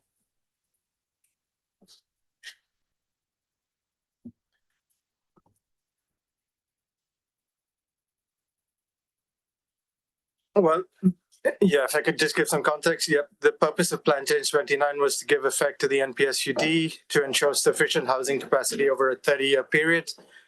The Housing and Business Capacity Assessment from 2024 confirmed that there is sufficient capacity under Plan Change 29 for the short term, 2025 to 2027. Capacity over the medium to long term was modeled based on Plan Change 29 provisions. We're now uncertain if the operative with the limited Plan Change 29 changes will provide sufficient capacity to meet medium and long-term demand and intensification targets from the FDS. The Housing and Business Capacity Assessments from 2018 and 2021 identified insufficient capacity within the operative plan. The next Housing and Business Capacity Assessment will be produced in 2027. So until that time, we can't say for sure.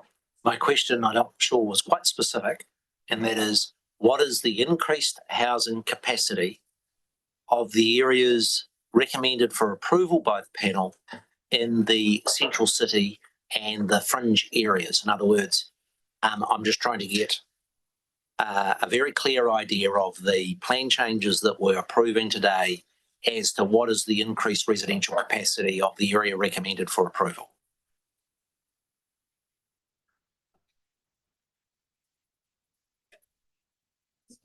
So we don't have any specific calculations of that, but clearly the extension of the inner city fringe down through St Vincent and Vanguard streets do provide additional capacity and enable residential development in those areas where currently it's an industrial zone and that is rather limited.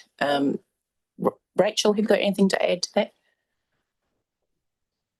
No, Mandy, that covers it well. Yeah, those numbers, as I understand it anyway, are not currently available.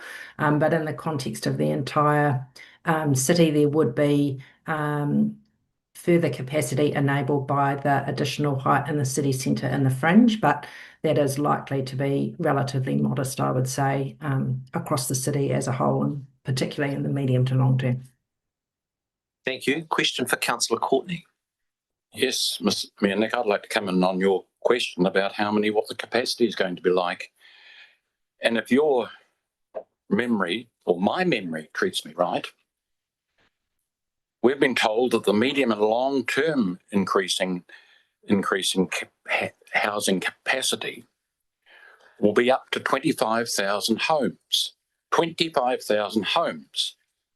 But under the new amended version of Plan Change 29, it'll only be approximately 6,500 homes. So that's cut down to a quarter. So I just thought I'd answer that for you because I remember that from a workshop, Mayor Nick. Are council officials able to confirm those approximations that the original Plan Change 29 would have provided of the order of 25,000 additional potential capacity, and that the version that's come back from the panel is about 6,500? I would just hand over to Rachel if she can confirm anything there. I would need to just double check that. Could you just do some work and confirm those numbers? It is relevant to the broader picture. Yeah. So would you mind just repeating those numbers, Councillor Courtney? No problem, Rachel. Over the medium and long term, housing was anticipated to increase by 25,000 homes. And under the amended version of Plan Change 29, we're only going to get approximately 6,500 homes. Now, Rachel, for your information and to save you time, we were given that at a recent workshop of Plan Change 29 just a week or so ago. Yes, and I think I was referring there to it might have been the feasible capacity, but let me just go back and double check that to be. We'd just like to get clarity, absolutely clear for the public arena. Can I just follow on from that, because this is where it goes, and that is, as a consequence of the amended Plan Change 29, is our overall planning documents going to meet the requirements of the National Policy Statement on Urban Development from government, or is there going to be further work now required to try and meet those requirements? It's unlikely to, the amended Plan Change 29 is unlikely to meet our 30-year housing needs. So more work will need to occur to provide Can I just check how that's going to play out? Under the National Policy Statement on Urban Development, we have regular report dates that we have to effectively front up to government and to say what you've done for its implementation. When is the next date that we need to report to central government on our capacity for additional housing and their plan change process? It would be through the next housing and business capacity assessment. Which is when? 2027. 2027. Thank you. Other questions from colleagues? Councillor Courtney. Thank you, Mayor Nick. Through you and to Officer Mandy, when did the commissioners share with you and your team their determination that Plan Change 29 was at variance with, to significant degree at variance with sections of the regional policy statement. So through the chair, if I can ask Rachel to answer that, I don't believe the panel put it like that. They did ask for information from council, and Rachel can explain what they requested. Rachel, can you address that question, please? And I'm just going back to the earlier question, Councillor Courtney, on the numbers. So just to be clear, and this is taken from the evidence of Lawrence McIlrath, who was the urban economist representing the council at the hearing, and he provided some feasible capacity numbers on the different zoning options. So under the operative plan, under Plan Change 29 as notified, and under the revised zoning option that you might recall. In his evidence, and just remembering that commercially feasible capacity is not necessarily what would actually be delivered by the market. Only a portion of this capacity would ultimately be taken up by the market. So his analysis showed that under the operative NRMP, there would be feasible capacity for about 6,500 attached dwellings. And detached dwellings would be around about 3,175. And that's in paragraph 7.11 of his evidence. And then moving down to the amended zoning option. So the feasible capacity that would be enabled by that would be attached dwellings of about 23,450 and detached dwellings of about 6,825. So hopefully that clarifies the matter. Can I just be clear, Rachel, that those numbers that you gave of 23,6825 was on the basis of Plan Change 29 as proposed, not that recommended by the panel? Yes, that was the zoning option that the officers put forward. Correct. So I think what myself and Councillor Courtney are keen to understand is, yes, we understand what we've got in our NRP. We understand what Plan Change 29 proposed. With the recommendations we have before us today, what is that commercially feasible capacity? As Mithra and Mandy, you may be able to comment on this more, but I understand that work is currently underway by the city development team to confirm that. Do we have an estimate? Well, we don't have an estimate, but it will be somewhere in between those figures, probably towards the lower end. Thank you. Other questions? Sorry. To the previous question was, when did our officers and advisors become aware? I think was the question from Councillor Courtney. Yes. So the panel issued a memo to seeking legal advice from officers or from legal advisors on RPS matters about 2 weeks before the hearing. So that was the 12th of August 2024. And that memo, it was more posing questions about whether the current RPS gave effect to the MPSUD. And it also had some queries about the relevance of neighbourhood plans and the future development strategy and what weight should be given to that. So a response was provided from Kerry Anderson, the legal advisor, on the RPS and its relationship with the MPSUD, and that was also covered in the opening legal submissions. Then on the first day of, but just to go back, I wouldn't characterise that memo as the panel raising fundamental issues with the alignment of the RPS with Plan Change 29. On the first day of the hearing, the commissioners, through the panel chair, asked a number of questions of council officers about the extent to which Plan Change 29 gives effect to the RPS. And there was various discussion on that. And then throughout the hearing, commissioners also asked planning experts for submitters about the RPS as well. And as I recall, there weren't any issues that were raised through that questioning on behalf of those planning experts either. A quick supplementary, was the issue of the inconsistency with the RPS an issue that was raised by submitters, or was it raised by our panel members? Where did this very substantive issue that resulted in largely Plan Change 29 not proceeding, where did that concern come from?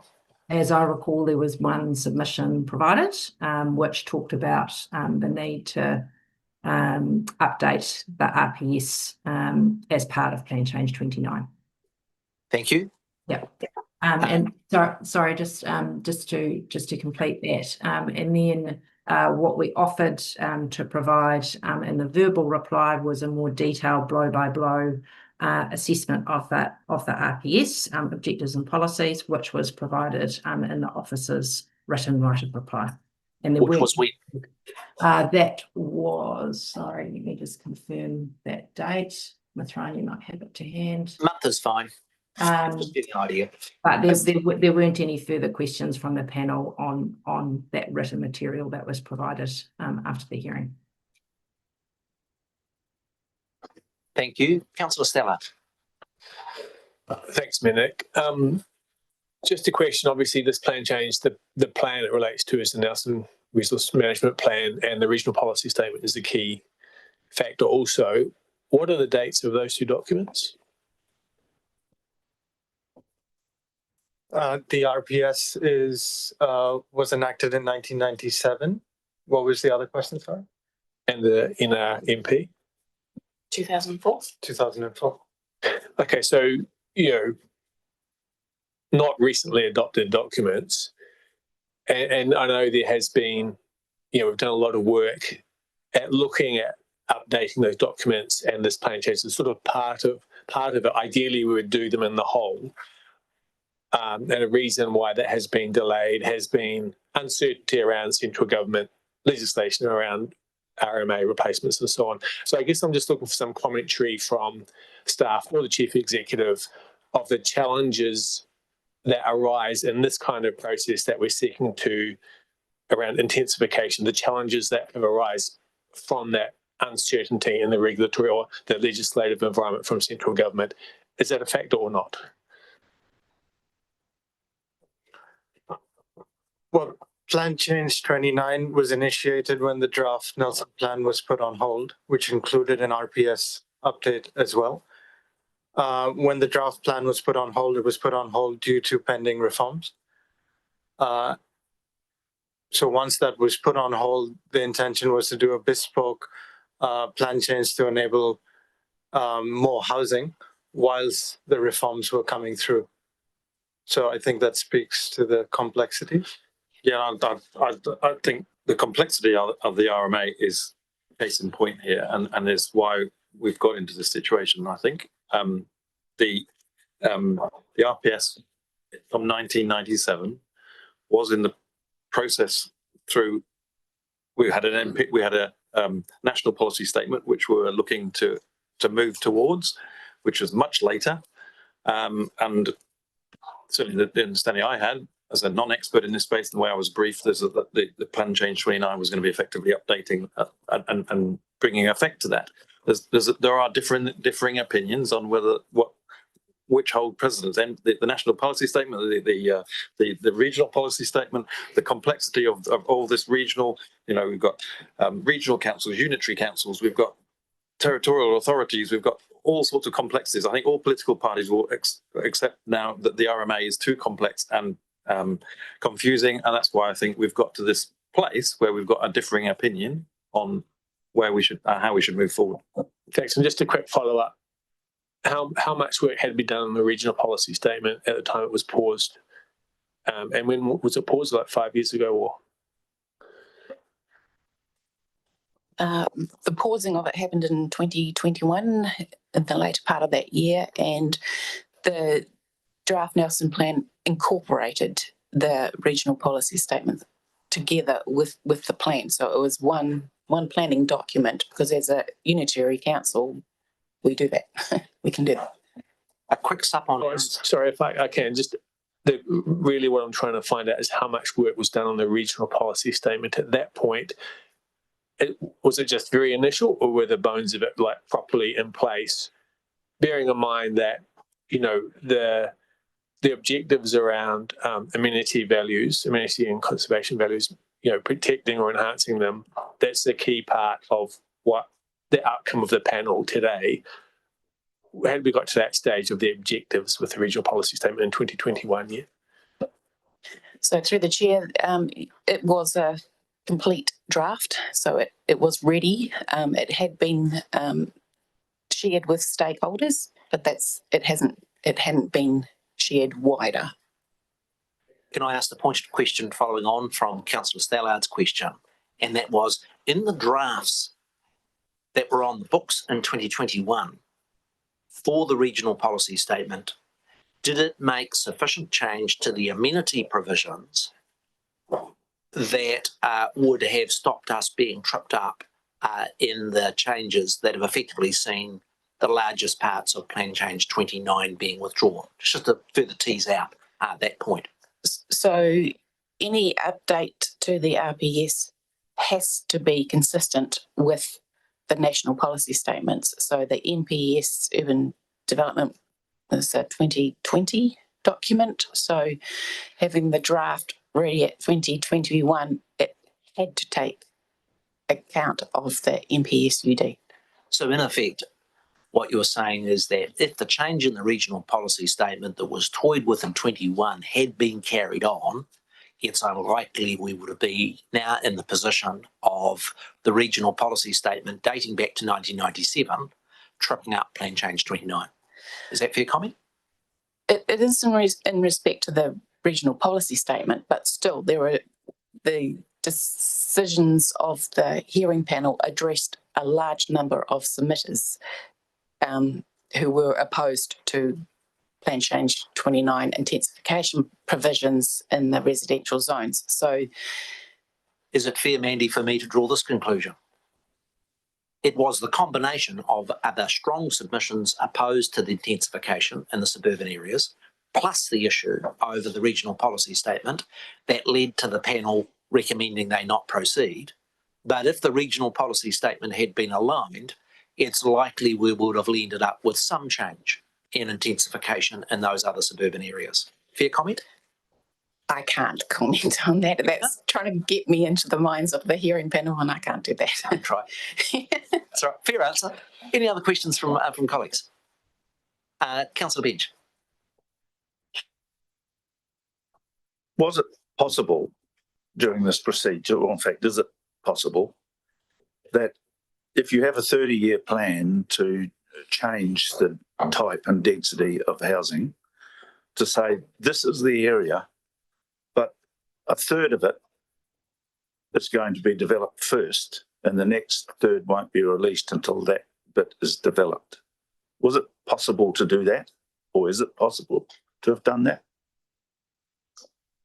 So through the chair, it is possible to have like a staged approach or a phased approach to rezoning, and I know Tasman has done that, but that was based on the infrastructure capacity being available first before the zones then switched over.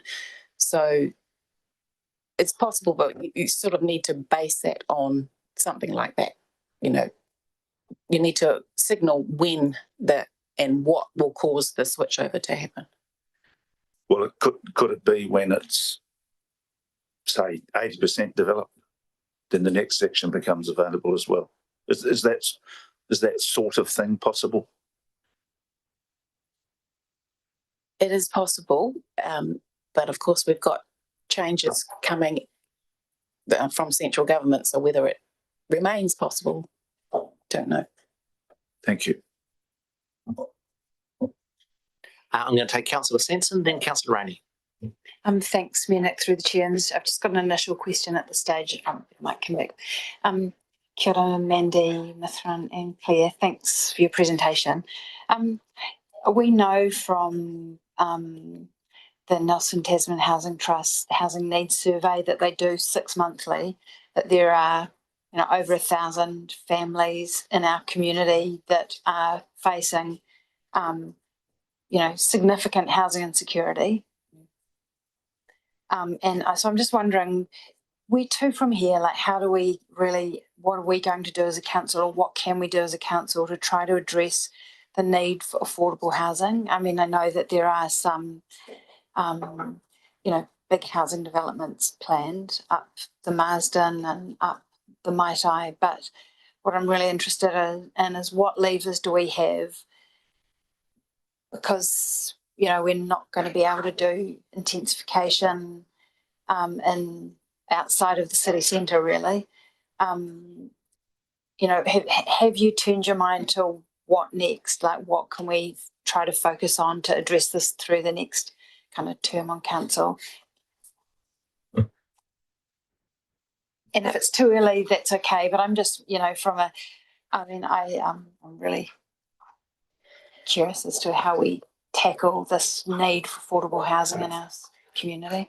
Yeah, so through the chair, the levers council has is to better enable supply. So that could be through intensification or greenfield options. We expect central government is going to have standardised zoning and standardised rules regarding subdivision and density in residential zones when it lands the new provisions. So, yeah, we are looking, reading and waiting to find out more. That's really helpful. And when are we expecting those to land? Is it later this year? I think so expectations that we'll have. We're expecting the two acts to be introduced by the end of this year, and then to actually have things landed. I think 2027 was the first date. Yeah. Okay. Thanks very much. Councillor Rani. Thanks, Mayor. The question that Councillor Benj put forward in terms of phasing a rollout of the recommendations, so to speak, any consideration of that by council would have to be made today as part of the recommendations that go through today, potentially, wouldn't it? Or put it in a second question that sort of ties in, or as suggested, council could do a partial adoption of the hearing panel's recommendations. That would have to happen today, wouldn't it? Or through an amendment to the current suite of recommendations, if we were to take that stance. So the decision council has before you today is the decision to notify the decisions made by the panel. Right? Yeah. So you could withdraw part of the plan change, but you'll need to have a resource management reason to do so. Right. I think what the panel have given us is in effect a staged or a phased approach, starting with the city centre and city fringe, and then we'll need a further work, further instrument to change anything after that. Okay, thank you. Councillor Stella. Thanks, Mayor Nick. I think it would be quite useful, and there might not be a complete understanding in the community about this, that during the process of the plan change, the zoning that was proposed, the residential zonings, was revised by staff in response to submissions. I wonder if you could just give a quick summary, compare the original proposal, what the revisions were that actually were considered by the panel.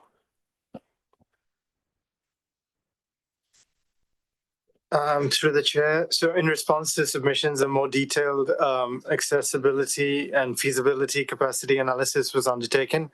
And this resulted in officers recommending changes to the zoning options, which included a recommendation to delete the high density zone and reduce the size of the medium density zone. In some areas, the high density zone was recommended to be replaced with the general density zone. For example, in Tahuna and the Hampton Terrace block. In other accessible locations, the high density zone was replaced with a high accessibility overlay, enabling higher heights on larger sections. And in lesser accessible locations, the extent of the medium density zone was reduced. Key examples include Artify, Brook, Mount Street, Washington Valley, and parts of Stoke. Thank you. So what the panel actually considered were there 2 residential zones in there? Could you tell us the number of residential zones and their names? The recommendation was to reduce the number of new residential zones to 2, general residential zone and medium density residential zone.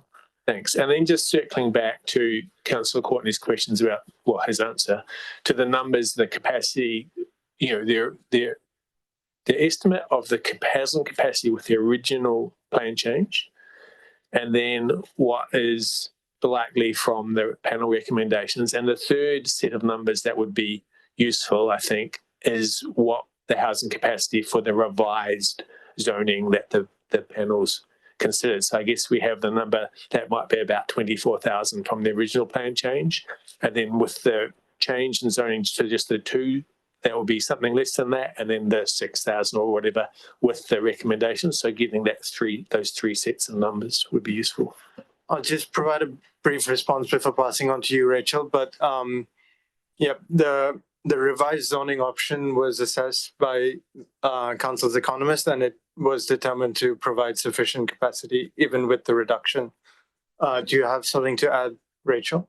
Yes, it's similar to the earlier discussion. So there's really 3 sets of numbers. There's the operative NRMP capacity numbers, which we talked about. That's 6,005, and there's a feasible capacity numbers.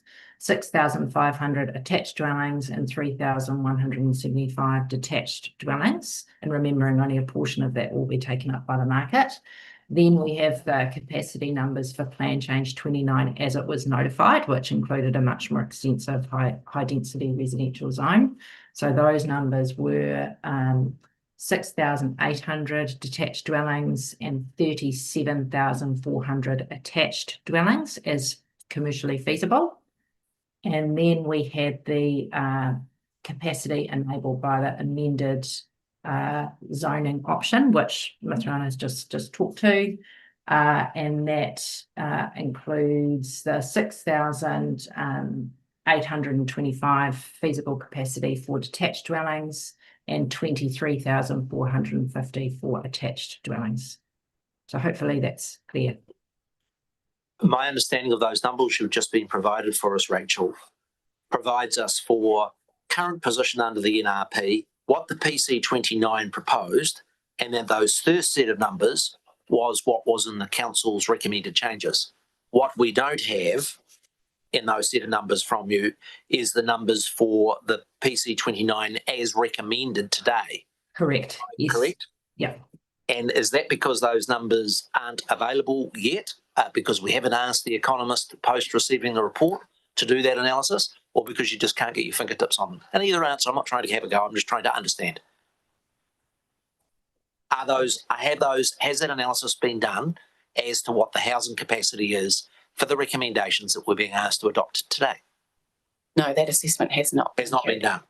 And the second question I had is, you know how you gave the numbers of 9,675 for the existing NRP? Mm-hmm. Are they additional or included within the numbers you gave for PC29 as notified and PC29 as modified by council? In other words, is the 9,700 roughly additional or included within those numbers of the 27,000 and 23,000 of PC29? I think I follow the question. It's really just looking at the feasible capacity numbers under the different land use options that we talked about. So, right. Yeah, if that makes sense. So that they need to be considered. So when we talked about the 27,450 under the notified version of PC29, that's not 27,450 additional as a consequence of PC29. It's total capacity included. Yes. The 9,675 that were already in the NRP. Have I understood that correctly? Yes, that is correct. Yes. It's not additional. Right. Yeah. Councillor Sanson? Thanks. I've got another question which it may, if officers are not able to answer it, that's fine. I'm really curious around petitioning of existing homes, because that's a suggestion that's been raised a number of times by people in the community.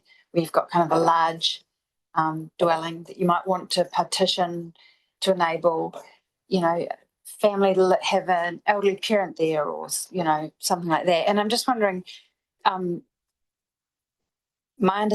is it correct that under our existing rules, you need to get a resource consent to petition a home? And under PC 29, is that, you know, does that do away with that? And are we going to be able to have is it easier to partition homes with what we're adopting?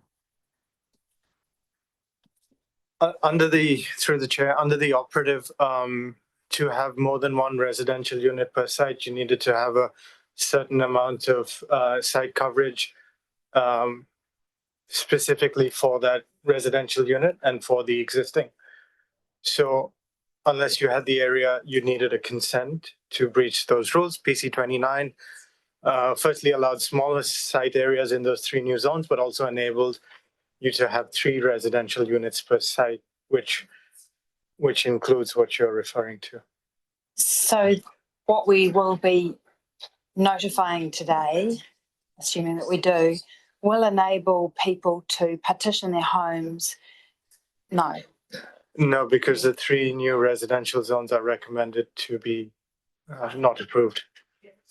So through the chair, it's the current NRMP provisions that will stand based on the hearing panel decisions, recommendations. Yeah. So it's possible to be a permitted activity and not need resource consent if you're just having 2 residential units on one site through a petitioning or through an extension. But there are standards that they have to meet in terms of site area, distance away from boundaries, things like that. And if a resource consent is required, then the consideration is had, well, what impact does that have on the existing environment? And often it's very little.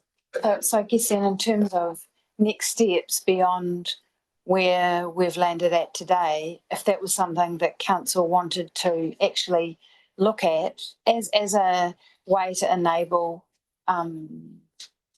more housing options, what are going to be the steps for that?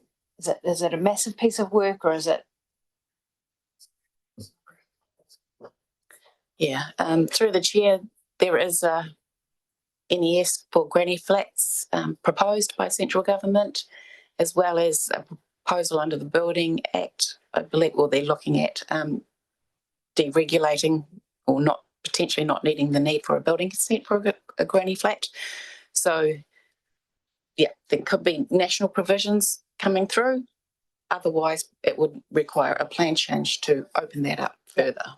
But my understanding of the granny flat is it's like, maybe this is wrong. My understanding is it's like a standalone building up to 70, 60 metres or something, square metres. So do you think that if my partner and I wanted to subdivide a portion of our house down to a granny flat, we could do that with an existing house once these regulations come through? My understanding is not. Subdivision still needs this complicated answer. It depends on a lot of factors, but subdivision still requires resource consent. But under the Building Act, that partitioning has to be fire rated and meet quite a few requirements under the Building Act too. So, okay, yeah, I've got a further question. That is, council officers and our advisors became aware in August last year that we were in trouble with the contradiction of Plan Change 29 to the regional policy statement. At any stage, council's got the option to withdraw a plan. In fact, that's one of the options in your report today. Was consideration given to withdrawing Plan Change 29 when you were alerted to the substantive inconsistency with the regional policy statement? So I don't think that's quite the context. We were asked to provide our views on the RPS, but it wasn't really identified that the panel had a problem with it. So we provided information to address that, and yeah, that was more the context. When did officers become of the knowledge that effectively the panel was going to reject the substantive portions of Plan Change 29 as a consequence of the contradiction with the regional policy statement? Was that not until such time as you'd received their report? That's correct. Fair enough. Okay, if there's no further questions for our officers, then we'll move to the debate stage of considering the recommendations. Is there an elected member that's prepared to move? And just for information of colleagues, Plan Change 29 is a big deal. It is my intention to allow every councillor who wishes to be able to express a 5-minute view if they wish. I also include both Councillor Brand and the Deputy Mayor in that today they sit around the council table as full councillors having done their job as hearing panellists. Is someone prepared to move the resolutions? Thanks, Councillor Rainey to move. Seconder? Thanks, Councillor Skinner. The motion is now open, available for debate. I'm happy to take my 5 minutes worth right at the beginning. The issue of providing additional housing capacity for our city is huge, and we need to only look at the price of rents and the price of housing, the waiting list, to know that those are very serious and important issues. And Nelson, like most communities around New Zealand, have had intensive arguments about what is the right place around these urban planning changes. No one should minimise the scale of Plan Change 29 in that it is the largest change proposed in our resource management rules for Nelson City in about 25 years. Now, my view, the way we have got ourselves in trouble on this is that about 5 years ago, our community became completely occupied on the very intensive controversy over the Mai Tai development. Huge passions, huge numbers of petitioners, and effectively those that were opposed to the Mai Tai development said the answer is intensification. Plan Change 29, in my view, was intensification on steroids. It was very ambitious. It proposed 6-storey buildings in many communities and suburbs of Nelson that were an anathema, and that overreach resulted in a very strong kickback from the community. In the hindsight, there was a step that was missed out that we need to learn from, and that was in terms of the urban development strategy that was developed by the previous council was very much open about the scale of the intensification, but did not get wide public engagement. By the time we got to notifying Plan Change 29, for very good reason, that when you are determining the plan rules over 25,000 titles, our planning staff need to do it with a great deal of detail and complexity. But that complexity was so much that many Nelsonians felt that it wasn't in a common sense format of which they could understand. And that compounded some of the reaction from the community. In hindsight, there should have been an additional step between that urban development strategy and Plan Change 29. And I think going forward, we need to learn from that. This council made a decision, the right decision, and that was to extend the submission period. This was an issue that had a massive impact on so many suburbs in Nelson. We asked the community to have faith in the process. We applied and put community representatives onto the panel, and I do compliment the job that the full panel did, including our 2 councillors. It is a real sign of the fundamental problem with the Resource Management Act that a good part of this change, despite hundreds of thousands of dollars of investment, and some of the very best experts in the RMA that we've been tripped up by provisions that date back to 1997 with respect to the amenity provisions. To me, that just speaks volumes about need for reform of the RMA. When we have people that live and breathe the RMA every day and provide us with advice that cannot make the different provisions of the Act work, how do we expect the average member of the public to be able to navigate that very complicated Act? Both the previous government and the new government are committed to reform of that Act, and I think this is a great case example of why we need simplification. So I support the recommendations. It has rightly reduced down the areas to the inner city where there actually is broad support for intensification. In going forward, I do want to see those numbers from officers around what this plan provides. I think we need to put an overlap on top of that of the granny flat and the other changes that the government has proposed that will allow us to have a look at it. And then the council is going to need to make a call going forward as to how soon those government changes are going to come into effect, as to whether any further plan change should be considered before we move into the post-RMA framework. And that's a decision that needs to be taken with due care. So I thank all those that have been involved in the process, and I particularly acknowledge those members of the community who actually said this one goes too far and needs to be pulled back.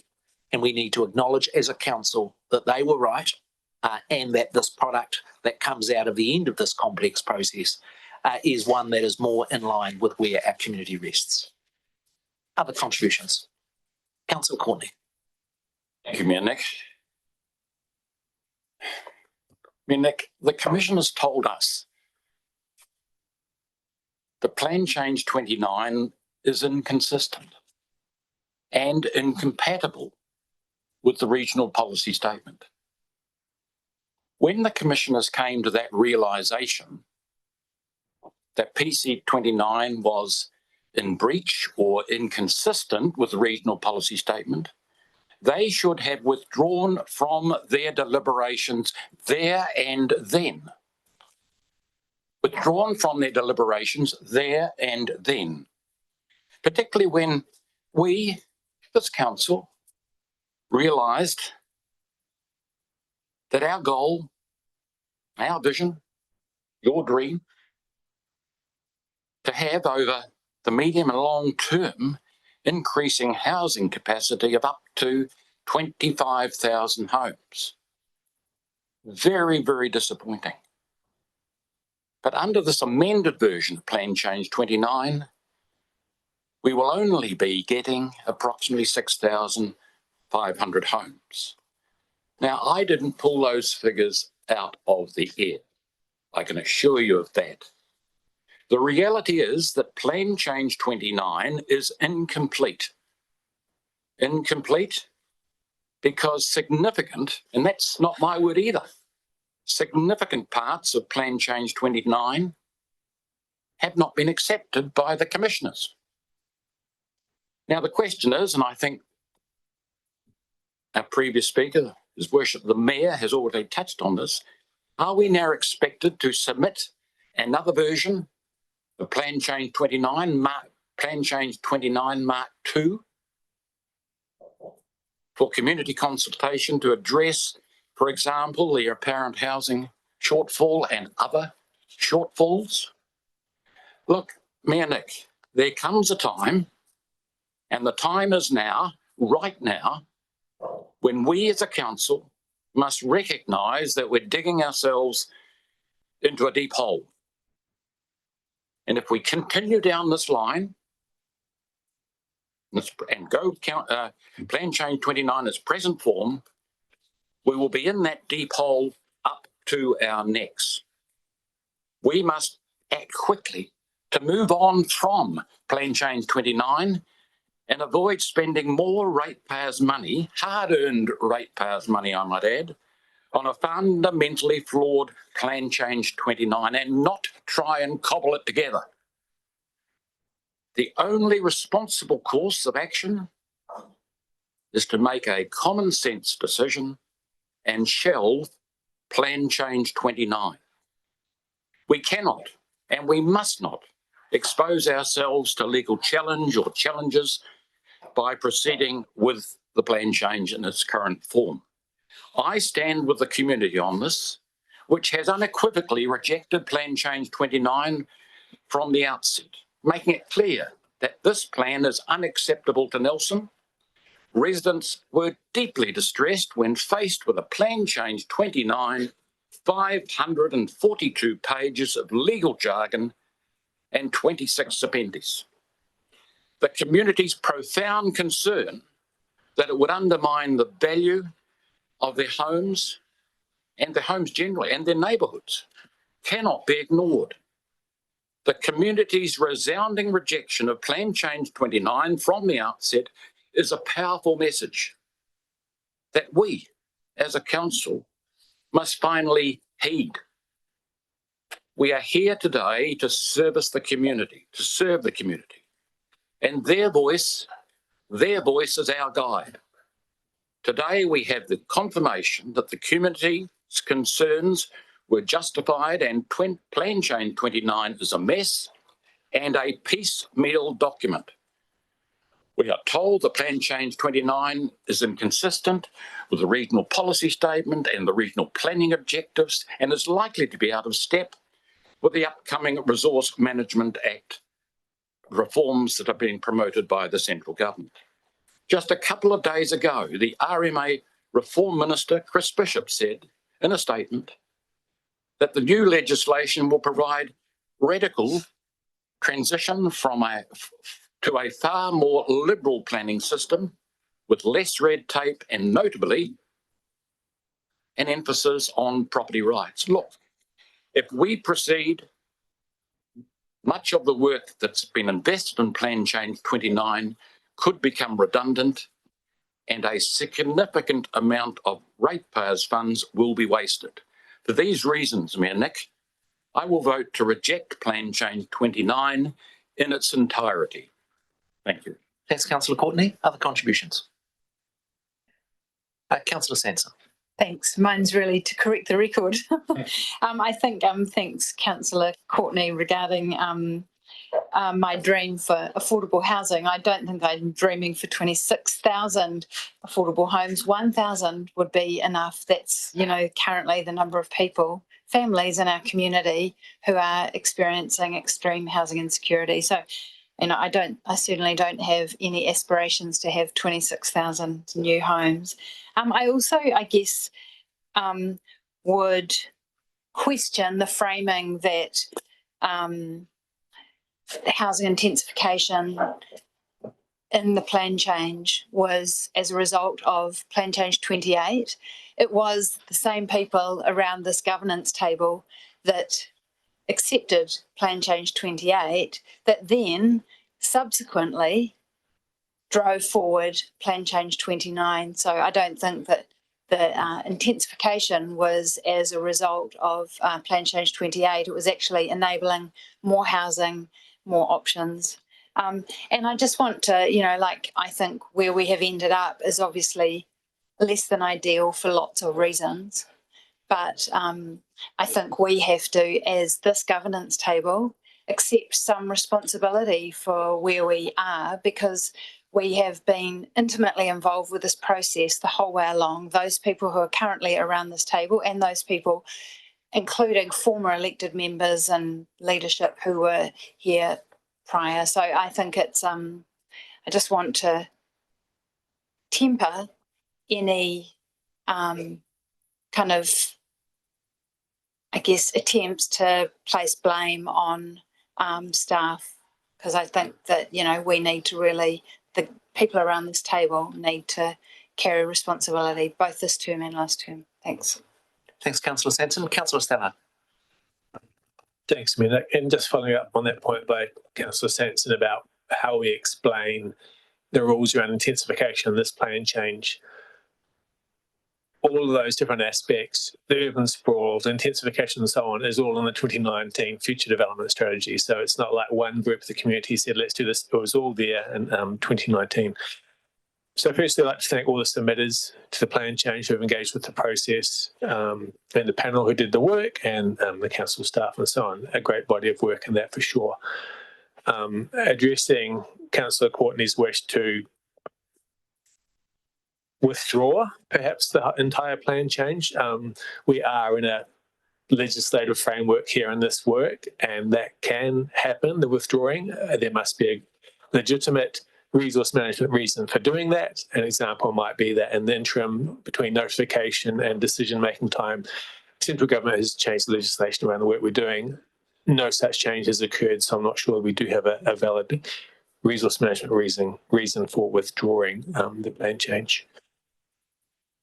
Following up on Mennick's comments about the reaction from the community to the plan change, I think there is an important element of the fact that there's this difficult transition for council and the community moving from strategic considerations to actual rule changes and sort of rubber hitting the road and having actual effects on people's lives.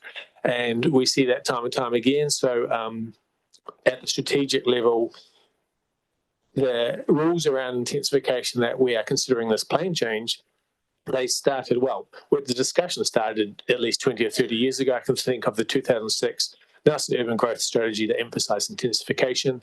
The 2019 Future Development Strategy set those numbers in train, and the 2022 Future Development Strategy pretty much had all those zones, those 3 zones, those residential zones that were in this plan change. So that was all at the strategic level.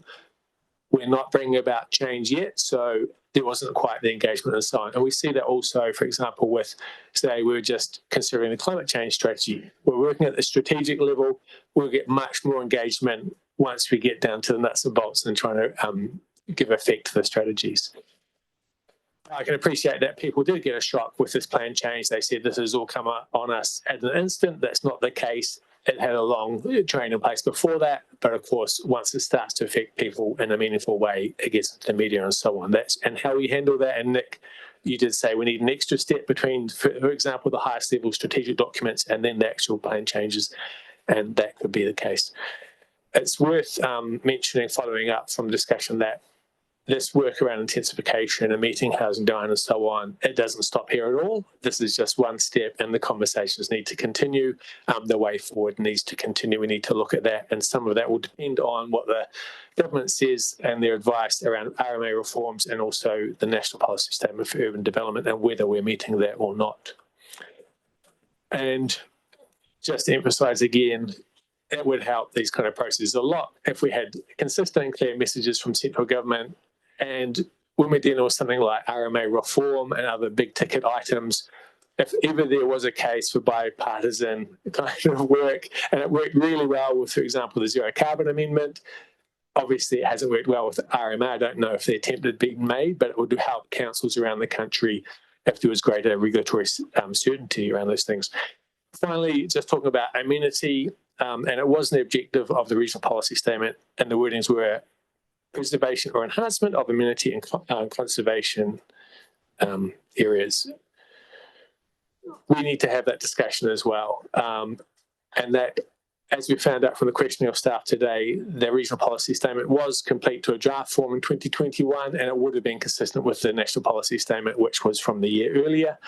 If we'd followed down that path, we wouldn't have the kind of inconsistencies that have caused problems with this plan change around amenity. But how do we preserve that amenity as much as possible, have well-functioning urban environments, and meet our desire to intensify, which brings all kinds of benefits over reduced costs for councils around infrastructure, vibrancy in the central city and so on. Many good outcomes are demonstrated from intensification. That's the discussion we still need to have going forward with the community, and certainly there are lessons learned from this process, but wholeheartedly support the recommendations before us. Thanks, Councillor Stella. Just for colleagues, the bell is at 4 minutes, and so you have got 3 minutes. Oh, is it? And then 5. Oh, the bells are at 3 minutes and then at 5, just for those that are speaking. Who else would like to make a contribution? Councillor Rainey. Thanks, Mayor Nick. I appreciate and agree with your astute summarisation of the whole process. Thanks for that. Councillor Courtney, I think shelving PC29 would be a fundamental mistake. I think we must carry on. turning a blind eye to the challenges facing the city, I think would be a huge mistake. And indeed, the message from the community, as stated by Councillor Courtney, has been heard. And I would like to thank, as has Councillor Stallard, I would like to thank not only all of the submitters, but also all of the people who attended those public meetings. And they were tricky meetings, and I do reflect the anguish that many people in the community really, really felt. But now we've got to a point where it's clear that Plan Change 29, as recommended by the hearing panel, is the result of a proper and right process. And we could see, because councillors were quite clear about how the process was going to pan out, and there were going to be opportunities for us to reflect back to staff who would then be giving guidance to the hearing panel, etc. And the process has come through to a natural conclusion, I think. So if this does get through to its natural conclusion, I'm absolutely convinced it will provide positive guidance to developers and the public at large. The issues facing the city are not going to go away. We need to do something about them. And I think this is a really positive step in the right direction. Even though it's been a complicated and rocky road from time to time, it's going to have the desired outcome. I will be supporting the recommendation. Thanks, Councillor Rainey. Councillor Skinner. Thank you. I thank the commissioners in heeding the response, an understandable response from the community. And I thank the staff for reflecting that in the report we have today.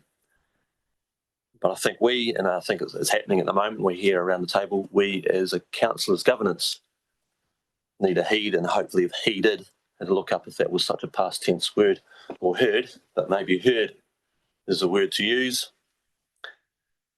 And understandably, I think that has undermined the confidence in council from the community. But seeing us respond to it, I hope, has won back of that confidence. This is something, when we pass a baton from council to council, we do need to, as councillors, take heed of what our future development strategies were passed and what the past discussions were. I get concerned often that ideologies can invade common sense, and that's what the view I saw when we went out with far, far overreaching Plan Change 29. And at times, when we got the big pushback, I thought, do we withdraw it? And I said, no, bugger it, we go forward, not go forward with what was in the original plan, but if we're going to hear the community, we're going to hear the community. And we can't say we haven't heard the community by weekly pulling out when we've had a time hit hard. And also realised it was quite an interesting growth and learnings for our new councillors and old, because when we got such a big backlash, which I was expecting, it was often like, oh, we don't want to front the community on that. Can staff do that? Or can we just sort of write, they need to understand what we meant by it. And I remember saying, no, I'll go and front the Adawai community, I'll front whatever, because it is, whether individuals of us had agree or disagrees on the overall plan or parts of it, we need to front and hear and have courage. And the commissioners have shown courage, common sense. They haven't let ideologies blur that decision making, and staff had courage to come back to us fairly early on to say, hey, we think we've, well, not we, but all of us, when I say we, gone too far, and quite rightly point out the inconsistencies in that. So when I talk about being heeded or heard, I don't want us to say, oh, we're going to have another crack at it again. This has drawn a line very clear in the sand of the public, understanding the balance between intensification, but also the balance of well-being. We don't want to be living in a Auckland, Wellington scenario, or Bangkok, or even Singaporean scenario. Those might be solutions for them, but New Zealand, or Nelson, I should say, we're very blessed with a lay of the land here, and we've got to go to the community first to make sure we do understand what they want and what they need before we go out with a, in your words, Madam, Mr. Mayor, what was it, did you say nuclear or greatly, what was the word you used? I think I used overreach. I don't remember using the nuclear word. I'll track that one back. Steroids. I tried steroids was the word. Steroids, I think. That was the word used, which was probably more apt nuclear stuff. But maybe it could have been the nuclear outfall if we hadn't heeded. So let's take this on the chin. Let's take on board, and we really need to win back the confidence of our community, because I think it's been a costly learning curve, and let's not do it again wrong. And those extra steps, as previous mayors have mentioned, that's where we skipped. Thank you. Thanks, Councillor Skinner. The Deputy Mayor. Thanks, Mayor Nick. And I'm very glad to be taking off that Commissioner hat and stepping back into the role of Councillor. And actually, I've got a few comments to make on this. I mean, firstly, I think it's worth acknowledging that this is not the ideal place that we want to be, both in terms of the community reaction and feeling through this process, and being unable to progress required changes to our resource management plan.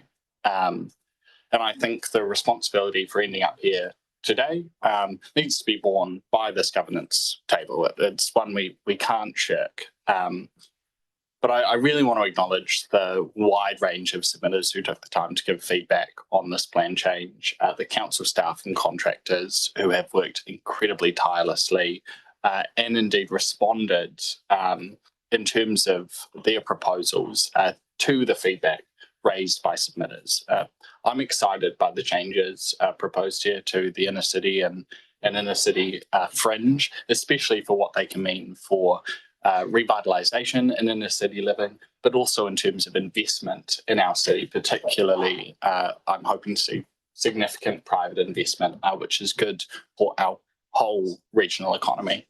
I want to talk a little bit about change because we don't have a choice about things changing. Now, whether we like it or not, whether we build housing or not, our city will not and cannot remain static. Yes, when we build homes, our urban landscape changes, but house prices and rents are lower, and more people are able to live close to the services they use, their employment and education, their family and friends. When we don't build homes, neighbourhoods change.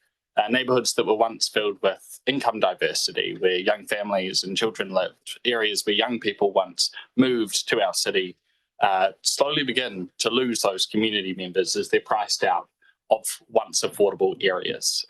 When we don't build homes, our city creeps outwards, absorbing productive land, increasing congestion, and reducing social connectivity. People lose choice, and as lifestyles change, people find themselves stuck in housing that's no longer appropriate for them. We lose that investment, we lose construction capacity in our region. So simply put, there is no sort of do nothing option when it comes to responding to housing need. We either proactively change or we allow change to happen to us. Cities are not static, they're ever changing as the people within them change. In terms of amenity values, our regional policy statement outlines a range of amenity values, which, while all important, fail to capture the actual amenity that cities provide to us. Easy access to employment and education, to GP services, to supermarkets, access to culture, hospitality, nightlife and community, a diversity of age, culture and experiences, and indeed a high quality of local government services, including roads and footpaths, libraries and parks. And these prescribed amenity values are critical to the enjoyment of our city and are only possible by ensuring our city is able to change as the world around us changes. And this is where we just come into a super complex space of how do we achieve a well-functioning urban environment. It is incredibly complex. We want to be able to support choice in how people live. We want to recognise what people love about this city. And we want to ensure that we're delivering housing affordability through the biggest lever available to us, supply. And we want to ensure that the framework we develop supports development in a way that allows for those urban spaces to be enjoyable and places that people want to spend time, spaces that are safe, functional and thriving. And when that comes down to rules on a piece of paper, it gets incredibly difficult. And I actually think some of the most interesting outcomes in urban environments are the weird things that rules create. Take Paris, for example, the famous mansard roof. The only reason that exists is because the city prescribed a height limit that was measured up to the eaves. And so what do people do? They respond by creating steep sweeping roofs so that their eaves are significantly lower and they can have more living space. You wouldn't pick that up from a piece of paper, and that is where this becomes so challenging to find a framework that is right. I think that staff responded really effectively to the community feedback, and that those final recommendations would have been a pretty effective balance for our city. And so what we need to do now is we need to learn our lessons from this process. We need to engage strongly with our community to shape future work, whilst acknowledging that status quo is not a static option.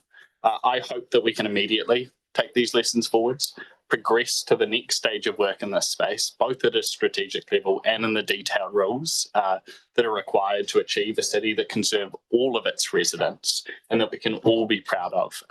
We can't let the significant energy that community members put into this process go to waste by not progressing on and responding to the changes that are happening and to the housing unaffordability crisis that faces us. But I actually think that together we can find a way forward that we can all be proud of. Thanks, Deputy Mayor. Floor is Councillor Rollo. Thanks, Mayor Nick. Today we have the opportunity to share some insight into this process, Plan Change 29. For me, I need to begin by saying something important. I'm sorry. When this issue first become before council, I said it would help people purchase more affordable homes and we could move on. Oh, how I was wrong. This matter quickly sparked conversation across the community, and more importantly, they showed up. I want to sincerely thank everyone who took time to speak up, bring along your neighbours and share your voice and concerns. You've reminded us what community engagement should look like. For some of you, this was your first experience on council process, and I certainly hope it's not your last. Unfortunately, we didn't take those voices on board early enough. That was our mistake. In recent days, some have suggested that this issue was simply something passed on to us by the former council and the former government.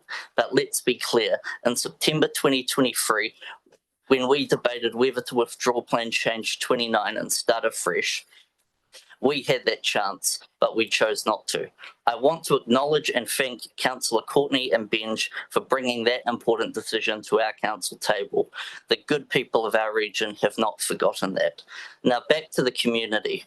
You were heard. For many of you, today is a win. Your concerns, your feedback and your commitment were generally taken into account by the independent commissioners, who I'd now like to acknowledge.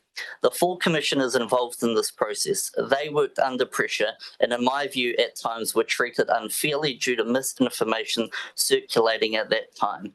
That was not acceptable. It would probably stun many in this community how many of us around this table today are in fact independent RMA commissioners. The RMA and plan change processes are not simple. They demand time, care and thorough consideration. These processes shape communities we live in and they matter. Yet natural justice, a key pillar that encourages consultation pre, post and during, were failed and we failed to take that on board. As we look to the future, this council must pause on our next step. We must gain trust with the community and get their support before processing with any new plan changes. This includes areas and suburbs like Tahunanui and the Wood, areas that must never be told they're excluded or that more work is needed before their input matters. These communities are integral to Nelson. I also want to raise a concern that really disturbed me across this process. Big corporate organisations, particularly insurance companies who have used this process to place undue stress and fear among property owners in our region, increasing fees and denying coverage simply because our plan was in process. That is not right, and our silence so the process could play out was our mistake, and we must stand up for our residents. Me Nick, we owe a lot to this community. Now, while today may sound like a whole lot of negative from me, I want to say something at the end that is a positive. This outcome gives capable, responsible developers the green light to move on with projects in our central city. These developers are smart and will have our community's interests at heart. That is a good thing, and we should support that process we should support that for progressing. Whatever happens here, our path forward must be clear.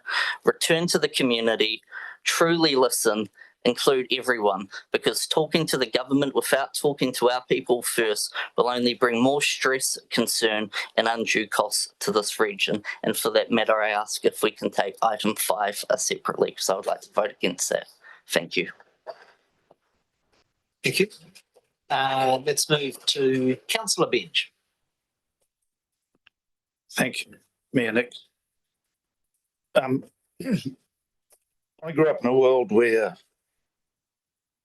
around Trafalgar Park was lettuces. On the other side of the road, it was tomatoes, potatoes, and lettuces. The hilltops of Adawai grew all our early spuds. Stoke was market gardens, and it was in fact the best stone fruit orchards in New Zealand. And Wakatu Farm, Ngawatu Farm, as it was, actually won New Zealand's Farm of the Year. Now, we've built over most of those places, and Ngawatu, we're quickly moving over that. All that's going to be left is pine trees. We have to go up. We can't keep doing this. When I first saw Plan 29, I didn't think it was terrible. I like long-term plans. Most mistakes come from 3-year plans. In fact, they're not even 3-year plans, because in a bit over 2 years, it seems to descend into politics. The Commission seems to have been restrained by legalities and not really to be able to give us what they may have wanted to give us. I saw no problem with high-rise housing, but not all at once. If small portions of it were released, then it would not necessarily have meant the devaluation of houses in that area. It could have meant competing for buying houses in that area. But as it stood in its original form, people were going to lose or could have lost significant values in their houses. And if they were at my age, and a lot of people in Nelson are, that's all they've got left, is the value in their house. However, we've ended up with something, and I'm not entirely sure what it is. It isn't, for me, neither one nor the other. I've been told that if we pass this, we can manipulate it into something a lot better. But I don't really know that that's true, or that I trust the manipulators. So it might cost a lot of money to revisit it, but there's going to be significant cost in personal grief and financial to a lot of people if it goes ahead in its present form. It hasn't. No one's been able to do what they wanted to do in this. And if it's wrong, then it's wrong. And the cost of doing the right thing, or the other way around, to not do the right thing because of cost is not the right thing to do. You still should do the right thing, even if it costs more. Thank you. The floor is Councillor Brand. Thank you, through the Mayor. As Deputy Mayor mentioned, we are here as councillors and not as the commissioners, and that was a very progressive experience. I am going to make my comments as a councillor. Now, Plan Change 29 showed that Nelson is wide awake and is paying attention, and not the sleepy hollow that Nelson has been referred to. And the other thing that came out quite clearly through the submissions and many conversations, whether it be through the future development strategy of last term through to the Plan Change 29 of this term, is that Nelson loves its sunshine amenity. So that was a strong play. People talk about the amenity and it doesn't align with the RPS and that, but you listen to our community.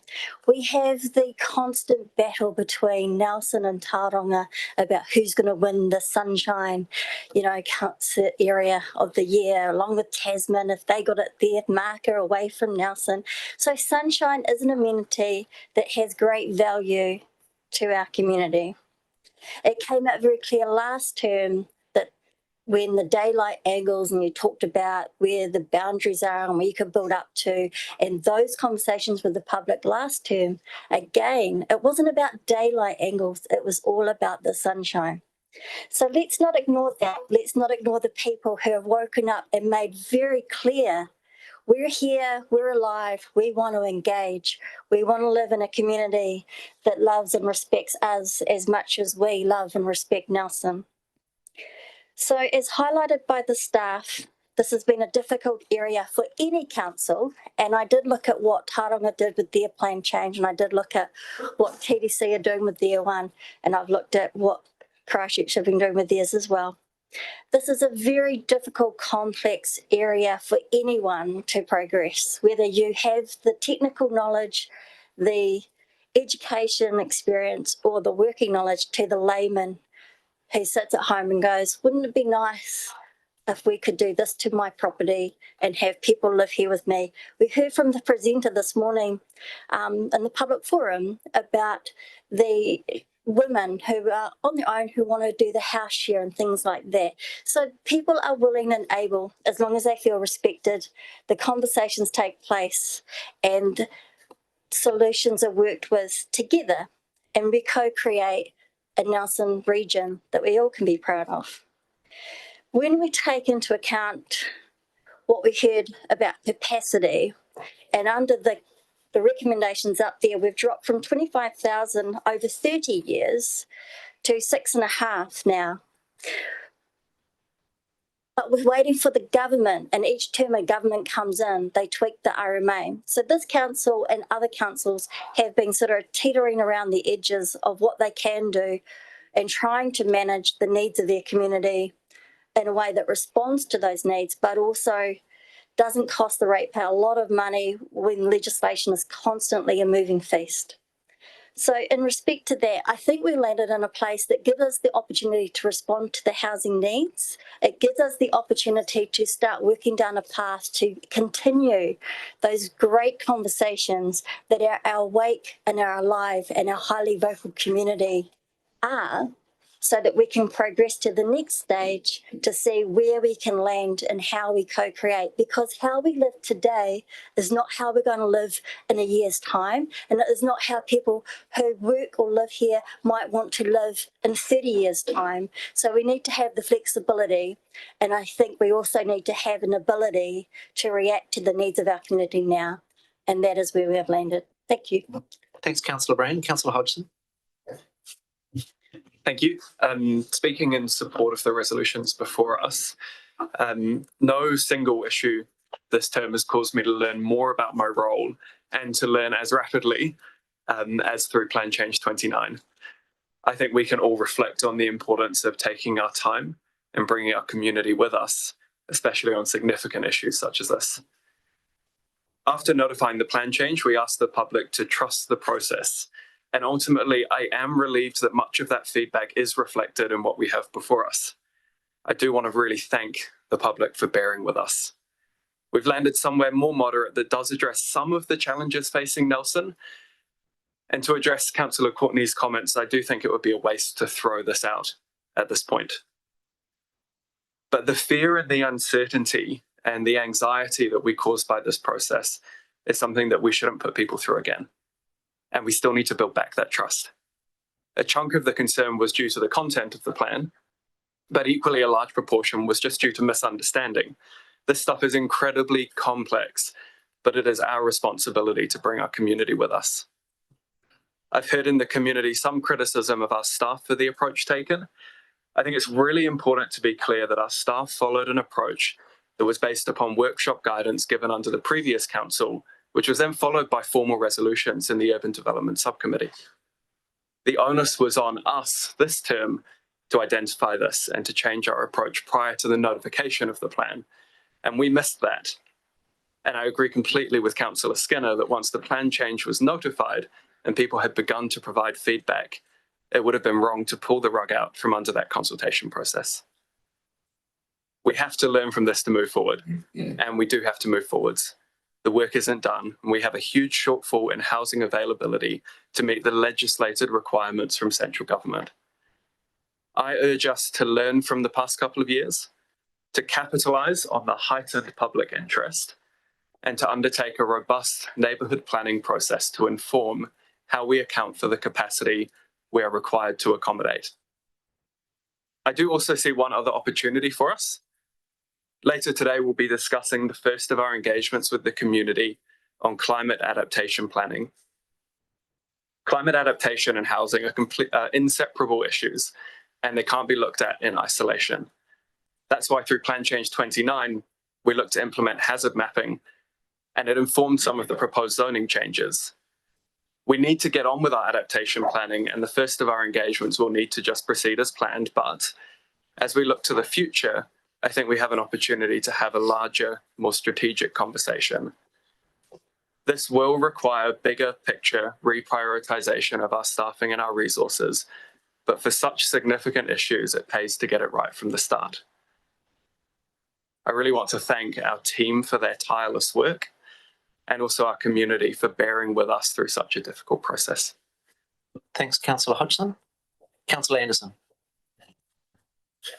Thank you, Mayor Nick. Grateful to the panel and staff for all the work. I'm a little bit surprised how much was rejected, but we signed off on the process. I wasn't on the panel. I wasn't in the rooms or at the tables, but I trust you and I thank you. Staff were too often community punching bags, and I tautoko last speaker, council just do what we asked them to do, and I don't know how they did their job. I wouldn't, so thank you guys as well. I'll be voting to adopt the recommendations. I get the RPS issues, but I don't think it should take all the oxygen. I'd like to acknowledge all the submitters. Turning up counts, engaging counts. You've been persistent, passionate, persistent, intelligent, persistent, and the vast majority respectful and very reasonable. Councillor Benja's question about phased approach was interesting because that might be what's going to happen, and it might be smarter, not by design. I agree, we've learnt a lot. It was never going to be a perfect process. Housing intensification is needed and it's coming. And I think we all know this, so it will be revisited. Now the community and council has been socialised and everyone will pay attention next time. And I'd love to see neighbourhood plans, community champions, co-construction, citizens' assemblies. Whawhatai. Thanks, Councillor Anderson. Councillor Paki. Hi, kia ora mai tātou. This is there's been a really good learning experience for me, being on the other side, because I'm usually the one that's complaining about the lack of construction and work and building and all this sort of stuff, being from the construction industry. I explained it to a certain person who will remain nameless, you know who, that she was really having concerns about these huge houses that were going to be looming over the top of her property, and that she was going to lose her sunlight house. She lives in Stoke. And I kind of reminded her that she lives in a two-story house on the northern side of a house that is, so she's basically blocking the sun from the people who are her neighbours. And I reminded her about that, and that not only was she kind of misinformed, but there was a lot of information that was kicking around within the community, within their circles, and they really misunderstood exactly where the areas were. I looked at them in our first iterations that we had of Plan Change 29, and I actually didn't like what was going forward. We voiced that very early on, and I said to Mum, she's like, why is it that it's going backwards and forwards? And I said, probably the best way I can liken it is it's like a game of snakes and ladders, this whole Plan Change 29. You think you get to the top, you hit the big snake in it, and there are legislative requirements that are precursors that were not clearly identified, that were the slippery snakes that pulled us right down to the bottom. But for some reason, we still want to keep on playing snakes and ladders. I want to acknowledge the amount of work that's been put into it. And I also wanted to bring into mind that we quite often, we look at what we have on the plate in front of us. It is what we are about to consume. So when we are thinking about housing and expansion of our communities and what our community is actually going to require, we're kind of often looking at it through a lens of, well, how does this benefit me? How does it disadvantage me at this time? And I'd like to think about there's a strategic direction that the Māori community use, he pai tāwhiti, which is a 500-year plan.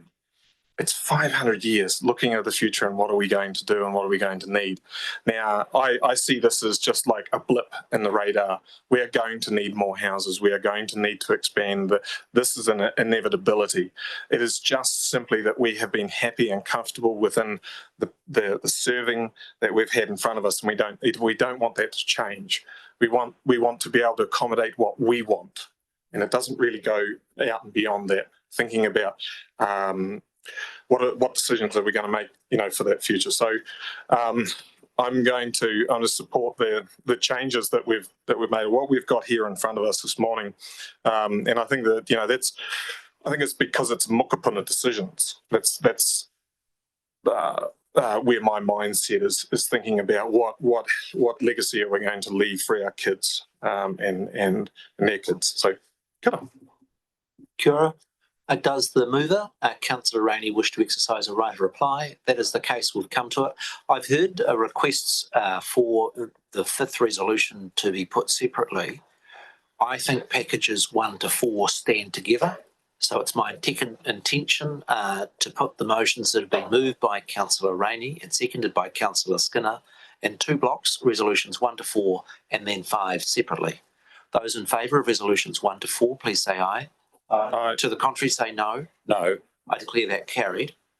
Have a division. You can have a division. The Councillor Courtney has asked for a division. I'll ask the Chief Executive to cast a division on resolutions 1 to 4. Robin, please conduct a division on resolutions 1 to 4. Thank you. Okay. Councillor Anderson. Aye. Councillor Benj. No. Councillor Brand. Aye. Councillor Courtney. Aye. Councillor Hodgson. Aye. Councillor Pakipaki. Aye. Councillor Rainey. Aye. Councillor Rollo. Aye. Councillor Sampson. Aye. Councillor Skinner. Aye.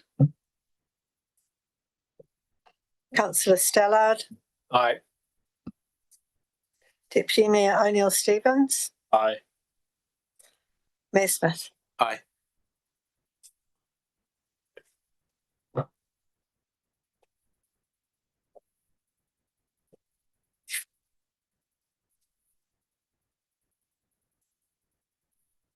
The ayes have it, 11-2. Now come to the separate resolution.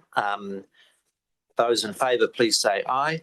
Aye. To the contrary, say no. Are you happy just to have that recorded, or would you like a division? Just recorded, but I think Councillor Benj is a no also. So the two voting opposed to the last resolution is Councillor Benj and Rollo. That's fine. I declare that carried. That's recorded. We've been going for a couple of hours. I think the next substantive items on the agenda are the fees and charges and all the annual plan process. It is what time were we due to have? I'll just pop out until it was delivered, right? My suggestion is that we break for lunch and then come back and do all the annual plan stuff together, but I'll just get to check whether the lunch is present. On the basis of that, it would be my intention to resume at 12:45. Does anybody have an objection to that? Yeah. I'll just check whether lunch is there. Lunch is here. Council is adjourned until 12:45. We will deal with fees and charges in the annual plan. Can I thank all councillors?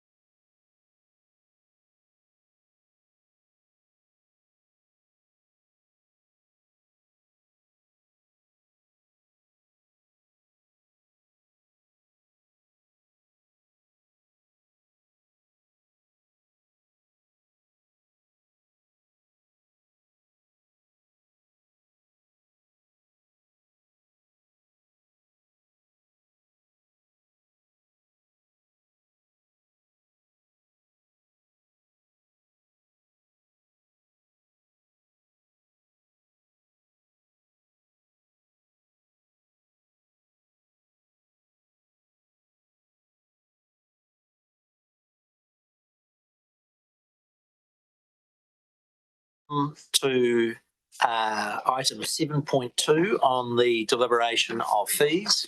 I have had an apology through from Councillor Tim Skinner, who says that he's just tied up with an appointment that he made in advance with us having lunch till 1 o'clock, which I'm happy just to note.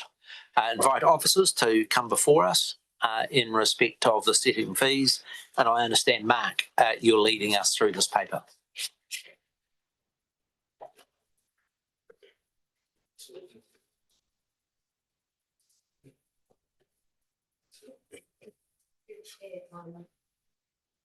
If I may perhaps take the lead on this one, just because the report is about approving fees following consultation. All the recommendations are as we proposed through consultation, apart from one fee, which is the maritime related event notification fee, which is part of what I help to look after. Thank you. So let's take the report as read and invite any questions from colleagues. Can I thank officers for taking on board the concern from the community organisations involved in yachting and other marine activities and recommending that they not proceed and that those charges only apply to commercial players. It did seem a bit of overreach there when nobody else in the country was paying those charges, and concur with those recommendations. Questions from colleagues? Councillor Bench. My question was on what you've just mentioned, but to be clear, because it says here that they've been amended, does amended mean they've been withdrawn? Through the chair, the amendment is that only commercial operators will be charged for that event notification fee, which essentially means not-for-profit organisations like the Yacht Club won't be charged. That's the amendment. Okay, does it mean of any events that the Yacht Club could be charged? Or do they have commercial events at the Yacht Club? Through the chair, no, the Yacht Club would be exempt from paying this fee. Okay, thank you. So in short, if you're a commercial shipping company, those charges will apply. If you're a community activity, likes of our yacht races and those sorts of things, they would not. And I feel very comfortable with the recommendations and changes that have been taken on board as a consequence of the public submissions.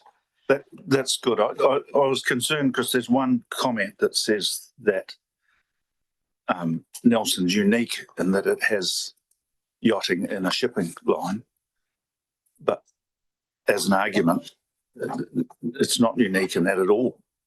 In fact, the 100+ sailing dinghies had a regatta in Picton. They were going backwards and forwards across the ferry line.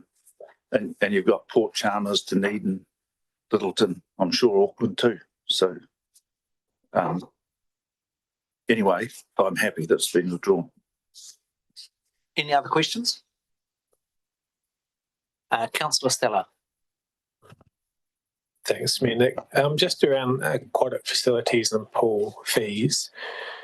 My understanding is that over time, when the swim club first said we're being overcharged, perhaps, council staff went away and looked at our both lane fees and whole pool fees compared with other areas in the country, and the recommendations here put us within that range, acknowledging there's quite a range in different pools of different ages and so on, so that our fees are now more consistent with what are charged other facilities nationwide.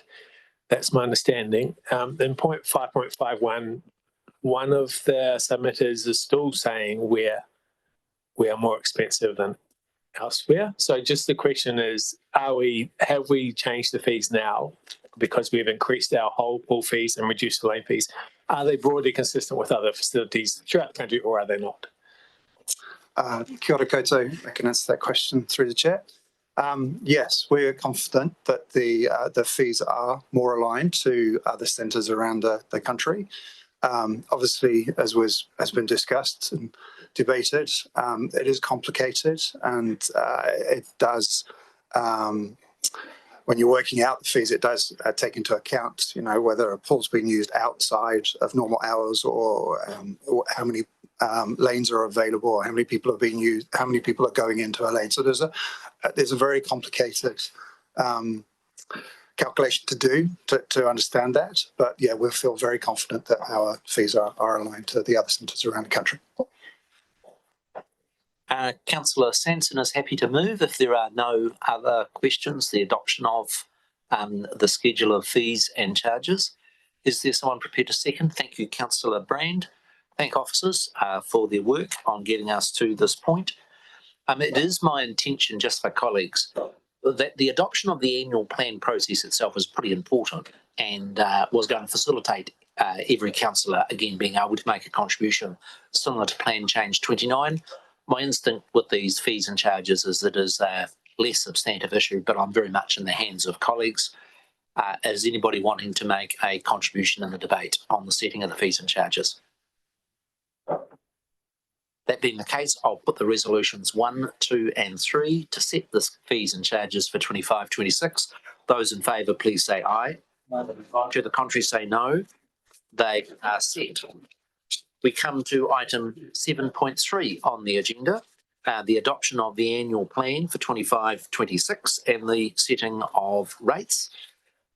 For councillors' information, the Standing Orders and Act requires that I put Resolution 11 separately.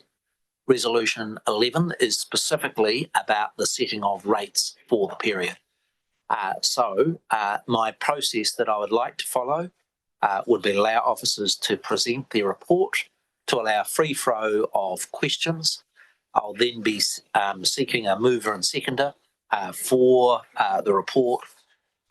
It is my intention to have just one debate, but I will be separately voting on items 1 to 10 and 11 as required. In your good hands, Nikki. Yes, thank you. Through the Mayor, we're happy to just take the report as read and answer questions. I think it's reasonably straightforward. Thank you. Okay, questions on the annual plan. Councillor Sanson. Thanks very much, Mayor Nick, through the chair. Kia ora, Nikki and Eilish. Thanks to you and everybody else for all the work on this. My question really is just about the annual plan document. We've got, I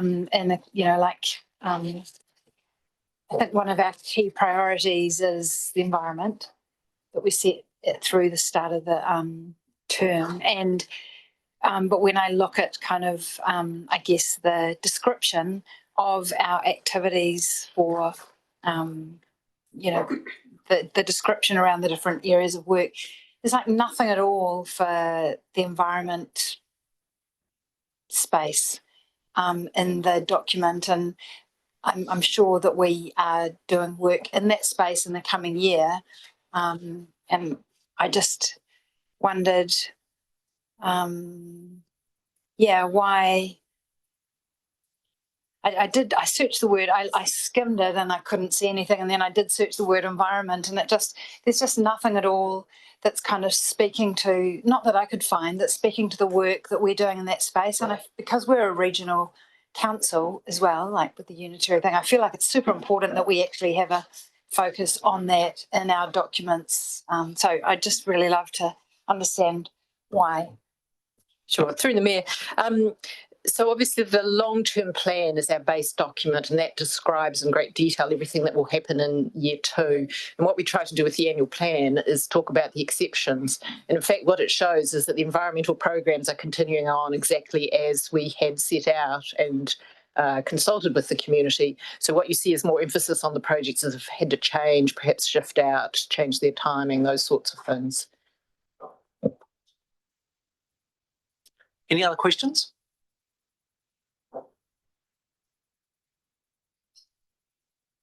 Councillor Stella. Thanks. Just one of the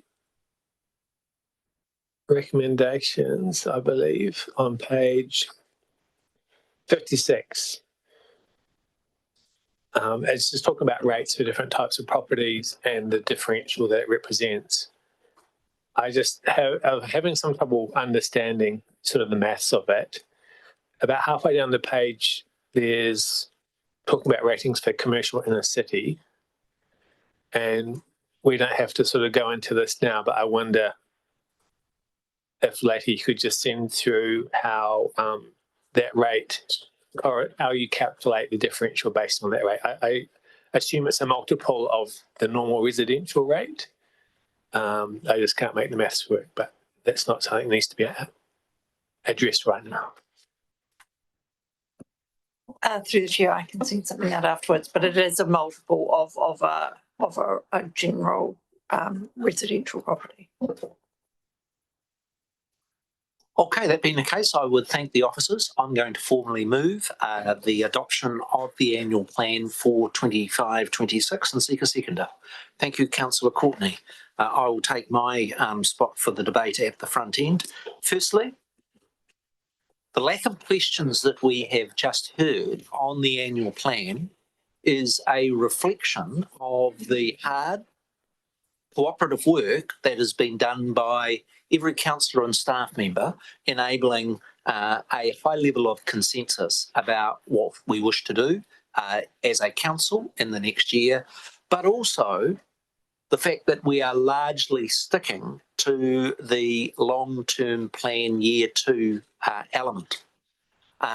We are a council that is acutely aware of the level of financial pressure on households, and the decision not to do large changes to the long-term plan delivered a direct saving of $140,000, but also a lot of indirect savings for staff spending a huge amount of time rejigging a plan that really had only just been signed off by council. There is some important changes in this annual plan that I just want to reflect on. The first, I think our council is moving from the top priority over the last few years has been the storm recovery work from the August 22 event to our number one priority being revitalisation of our city. I think that is partly a reflection, and I do want to acknowledge Alec Levertis and the storm recovery team, that we are further ahead on our recovery work than all of the other councils that were whacked in 2002 and 2003 by weather events. I talked to my mayoral colleagues on the East Coast, in Auckland and the like, and they are in awe of the progress that we have made. The work is not all finished, but as both a governance team and a management team, the effort that has gone into dealing with the worst civil defence and over $100 million worth of damage to our city in both public and private insurance claims. Yes, we need to continue to work, Mr. Chief Executive, the team that's working in that area, but from a governance and management point of view, we've largely got over that huge hump and that huge challenge. In respect of city revitalisation, there's some really big gutsy stuff in this next year's annual plan. The first of those is we are already seeing in the streets of Nelson the significant work that is now being progressed on Bridge to Better. The infrastructure and those pipes that are in the ground, if anybody doubts the need for it, you need to have a look at some of the photos of the infrastructure that is currently there. As an engineer, it gave me the willies. There is absolutely no doubt that we need substantive investment in the lower part of our city. And even the storm event that occurred Monday week ago was a reminder of the correctness of the path that we are on to substantially upgrade that infrastructure in the lower part of the city. And again, I want to compliment the team who have flexibly brought forward some of that work, but there is a really big chunk of work to occur in 25-26. Alongside that work is, of course, the substantive Millers Acre redevelopment. It is the next logical step in the improvement of the city's public bus services. It was a really big project nearly 2 years ago when we upgraded it, having an effective city hub that brings together our intercity buses, our buses that service our national park, as well as our e-buses, I think is really exciting. And it actually matches very closely with the Bridge to Better project in that I think it would bring chaos to our public transport services if the major hub was occurring in the place where you've got all of that disruptive engineering work occurring in this year. I know the team are sued to contract for that work, but I think it's incredibly exciting for the city. I would challenge council. It's not in the annual plan, but I still think we're going to need to have a conversation about how that transport hub interacts with our visitor services, and that will be a conversation to have down the track. Equally so, I want to acknowledge the play space that Councillor Hodgson is leading the work on. I want a central city area that is going to have the best play space in the top of the south. It is important for young families being able to be attracted in the city, and there is provision for that in the next year. The extra piece that's been added, is that my full 5 minutes? Oh, it is. I'll just conclude. I'm just going to conclude and say that added to that city revitalisation picture was the initiative by the Deputy Mayor with support from councillors for the UNESCO City of Crafts initiative. And I actually think that's complementary to that work that's being done in the central city. So I'm proud to be part of the proposal for adopting this annual plan. Other speakers? You were less time than Rohan last time, so you're okay. Oh, it's all right. Anybody further wish to make a contribution? The Deputy Mayor. Yeah, thanks, Nick, and I'll echo your comments. I'm really glad to see this annual plan continue the solid work, particularly in the city revitalisation space. Ultimately, I'm going to end up giving a similar speech to probably what I've done for just about every annual plan and long-term plan I've been a part of, which is the somewhat solemn warning, which never gets old or tiring, but that in progressing an annual plan, one of the things that often isn't captured in the documentation itself, but that councillors are well aware of, is in achieving this rates increase consistent with the long-term plan, there has been a range of budgets cut to be able to do this. Sitting alongside that has been cost increases foisted upon us by central government with minimal consultation. And that's not the first time we've done that. In fact, I don't think I've ever done a budget where we haven't cut money out of budget lines where we know in the future we will have to put it back in, particularly in areas like renewals where the footpath doesn't go away, the need to renew doesn't go away, we just wait a little longer to do it. But ultimately, the cost is still borne by this council and by this community. And what it does is it creates again and again a future bow wave that has to be addressed. We need to be looking when we're trying to achieve these rates increases that are politically palatable for genuine savings.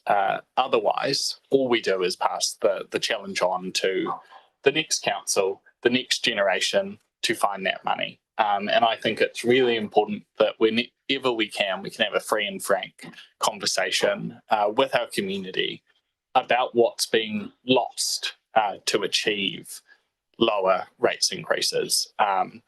No one likes the rate at which the cost of doing business for local government has increased, particularly over the past 5 years. But it is something that we have to grapple with head on. And so I just hope, especially as we head forward through the transformation project that the Chief Executive is leading within this organisation, that we can have the conversation both internally and with our community about what services cost. And we cannot continue a method of governance of the city where we charge less than what it costs to operate, because all that does is write a very large bill that will be borne by, I wanted to say our children, but that kind of feels weird with the age ranges around this table. But with those who will come after us. Yeah, that was directed at you, Pete. Well spoken. Any other contributions? Councillor Courtney. Thank you, Mayor Nick. I'm very proud of the work we've done on this plan change. I think we've been thorough throughout the whole process, not requesting too much more than what's in the plan, prepared to take items out if we feel it's necessary and allow for others to go in. So, but most important of all, for me, has we've had as a council, as councillors and our council officers, have kept front of mind through this whole process that this country of ours, this community of ours, is grappling with a cost of living crisis. And I've sensed that when dealing with this plan change and this, not plan change, and this setting of the rates, that this has been on everyone's mind, that we've got to be careful with how we spend other people's money. It's not ours, we've got no money. It's the ratepayers' money, and they deserve us to take it carefully and methodically and thoughtfully and treat it with the utmost care. And I think we've done that. And to think after all the storm events that we've clawed our way back, and there's a sense of stability in this community again, and as far as this council is concerned, financial stability, which is so important, is back again. And I think we've done incredibly well, Mayor Nick. I really do. So I'm happy to, I think I'm seconding it, aren't I? Yes, I am.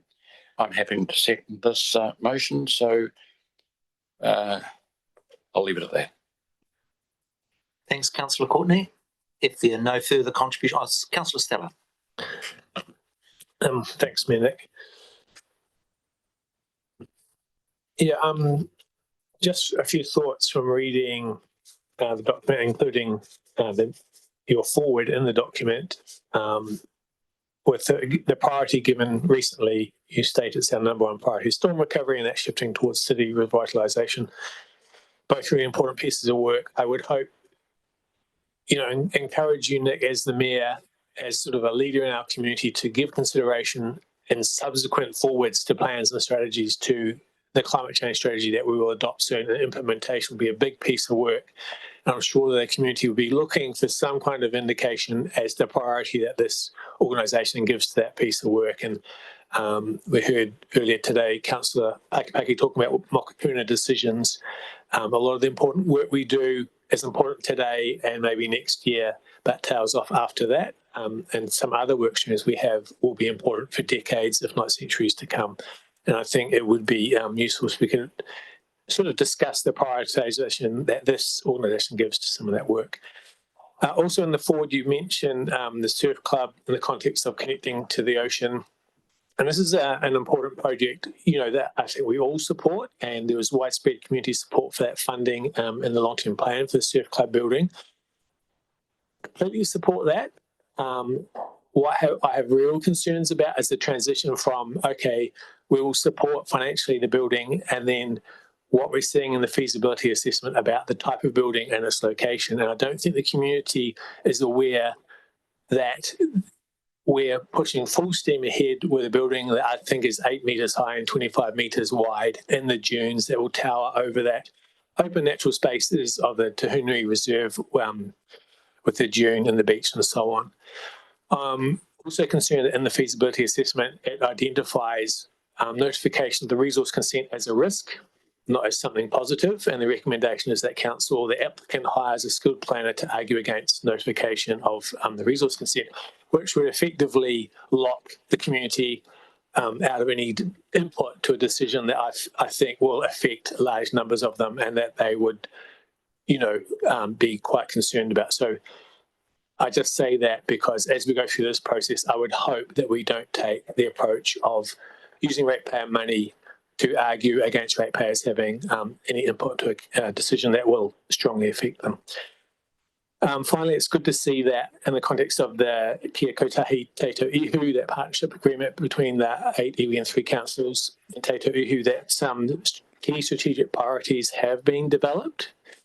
There were 5, and one of them is to sort of more funding for work in Te Tao, like care for the environment. So it'll be really good to see what council is planning to give effect to that strategy. And relatedly, I do feel that as an elected member, that council-iwi relationship is super important, and we have raised this a few times, but I do feel that at the organisational level, I don't have any great understanding of that relationship, how it's progressing. We hear anecdotal reports when we bring up this question. I had a good lunch with so-and-so, or someone said they're happy, and then we have another anecdotal report saying this person's not happy and so on. I just wonder, within the context of that document, Kia Kotahi Teito Ihu, if there would be scope for either annually every 3 years, just some kind of update to elected members with input from iwi and the organisation. Here's where we're heading, here's the challenges or the barriers, here's what's working well, here's what needs work, because I don't feel I'm over any of that, not even 1%. Thanks, Councillor Stella. Any other contributions? And just exercising my right of reply. Look, I take on board the questions that both Councillor Sanson and Stellard have about whether it be environment or climate change or other issues. It is my view that the long-term plan is the overriding strategic document for our council. It makes very strong mention of those issues, and appropriately so.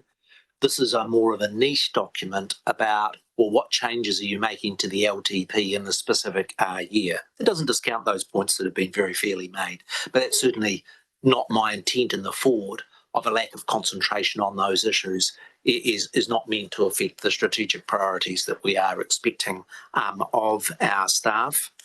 I am very excited about the implementation of the long-term plan with the surf club at Te Hunanui. I think Te Hunanui Beach is just one of the most gorgeous features of our city, and I know Councillor Rollo shares that. The question about whether the building plans will be notified or not does need to be respected as a decision for the planning officers when the application comes in, albeit one of my concerns is that with the funding of the project effectively being a third from council, a third from government and a third from the club, is that if it is a fully notified application, it is going to add very substantially to the costs for the club. And anybody that's involved in any club or organisation will know how hard it is to raise hundreds of thousands of dollars for those things. But we just have to respect the planning officers making that decision when it comes through. The last thing I'd make is just a really positive one, and that is that there are many councils around the country that had to use the government's legislative extension to be able to land their long-term plan. There are other councils that got their long-term plan that the moment they got it, they ended up unstitching it to the point where they had to do it over again. I asked staff from the Mayor and Councillor's office, could they give me a pick on what the rate increases were across the country so I could compare our 6.5%. And the truth is that we are ahead of the pack. We're one of the first in the country to be finalising that figure at 6.5. I say those things because they are all a compliment to both our staff and the people around this table who have worked cooperatively in such a way that one of the most contentious and difficult exercises that a council does each year is set the rates and the budget for the next year. And the fact that we have such a high level of agreement is not because everybody's got everything they wanted, but because there is a very good mood of cooperation and collaboration around this council table in being able to get that balance right between the costs that we're imposing on the community and at the same time the ambitions that we have for our city. On that note, I will put the resolutions 1 to 10. All those in favour, please say aye. Aye. To the contrary, say no. I then come specifically to resolution 11 that sets the rates for the 25-26 year. Those in favour, please say aye. Aye. To the contrary, say no. They are both carried unanimously. We now come to item 7.5, which is the climate change adaptation planning. and invite Marie and Nikki before the council table.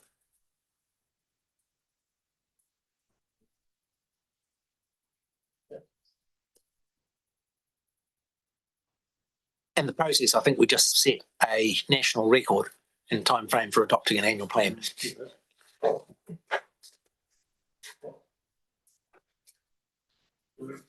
Welcome, Nikki. We have your report. We're looking forward to you giving the overview and opening for questions.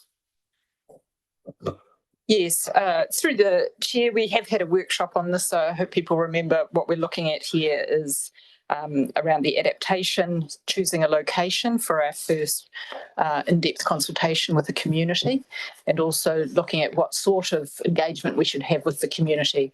So we've chosen the wood to recommend to you as that first area. It's a sort of a balancing of complexity, level of engagement the community has shown, and the issues that we'll be dealing with. We think it's a good first location, and we'll be taking the learnings from that one and applying it as we go on with the subsequent areas. And we're also recommending a community-wide approach.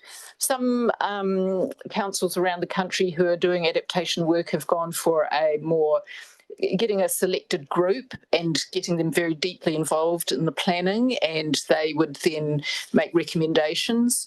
Our feeling was that that would run the risk that the wider community wouldn't feel ownership of the final outcome. And what we really want is a broad agreement in the community as far as we can achieve that. So we're recommending a community-wide engagement approach. So those are the two matters that we need your decision on today. Okay, open for questions. I'll kick the ball rolling. Very supportive of the wood being the first area that we use for adaptation planning. A substantive challenge that that area has is the issues of sea level rise, with it being quite low lying, and also its susceptibility of flooding from the Maitai River. The question I've got is, in the process that we're going forward in community engagement, how are they to receive information about those parts of the climate change adapting modelling of potential engineering works for the protection of that area? So, for instance, I don't think it will matter who is here around the council table, but State Highway 6 is a critical link. It's managed by State Highways Department. Whether State Highway 6 is raised in response to climate change is going to have a substantial level of effect on the degree to which the wood area is exposed to the risks of sea level rise. How does information such as that get fed into the community engagement with the wood area as we engage with them about adaptation? Thank you. For the chair, as we start the engagement with the community, we will also reach out to different government entities to consider the risk and options. So, and Waka Kotahi will be one of those entities being reached out to and discussing with them. Yes, and just to add, obviously so many things about this engagement will have a level of uncertainty. So part of our role is to talk through with the community the various possible future scenarios and the level of certainty that there is around those. And we need to retain in that adaptation planning a level of flexibility to respond to changes as they arise. Do you expect out of the climate change adaptation planning in the wood area to come out of it with recommendations about minimum floor levels for buildings or changes to our district plan as it affects housing and development in the wood area? Yes, that could be one of the options for some of the areas most exposed to the impacts of sea level rise on river flooding. It's relatively uneven across the wood area, so there would be some targeted area where this would be an option to be considered through a plan change. Yeah, we've just had an interesting discussion about plan change this morning. Here's the tip, I just push a little bit harder. That is, we do this adaptive planning. Let's say out of it you come out with a view about what planning rules and development rules there may be in that area. Is expected that this consultation would fulfill all the obligations of that sort of pre-consultation phase and that you would go straight into a plan change? Or would you expect to be doing a further level of community consultation on the options that come out of the adaptation process? I'm not a planning expert, so I can't commit to a strong answer to this, but the work that we are doing, the engagement we will be doing will certainly feed into a consultation for further plan change. Councillor Stoward? Thanks, Minik. As we go out and consult with people in the wood, we're going to be saying, okay, here are the risks. And in terms of adaptation, in a broad sense, there are 4 sort of options of retreat, protect, adapt, and accommodate.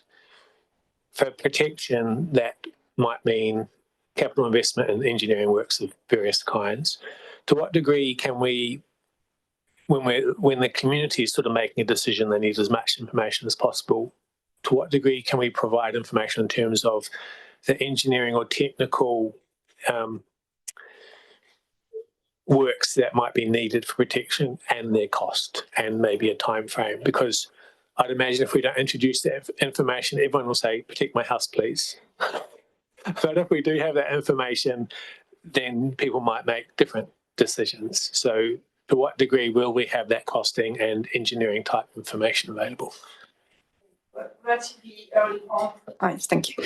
Relatively early on in the process, yes, we will arrive with a range of options. So it's not either protect, defend, accommodate, or retreat. It's a combination of those that are staged over time to first, reduce some of the risk with like softer options while we are doing some feasibility studies for the hard engineering.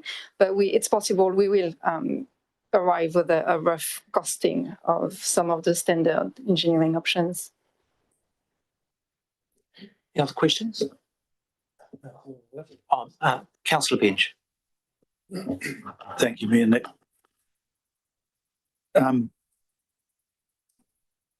As Aaron said, here are the risks. Now, uncertainty is a terrible thing.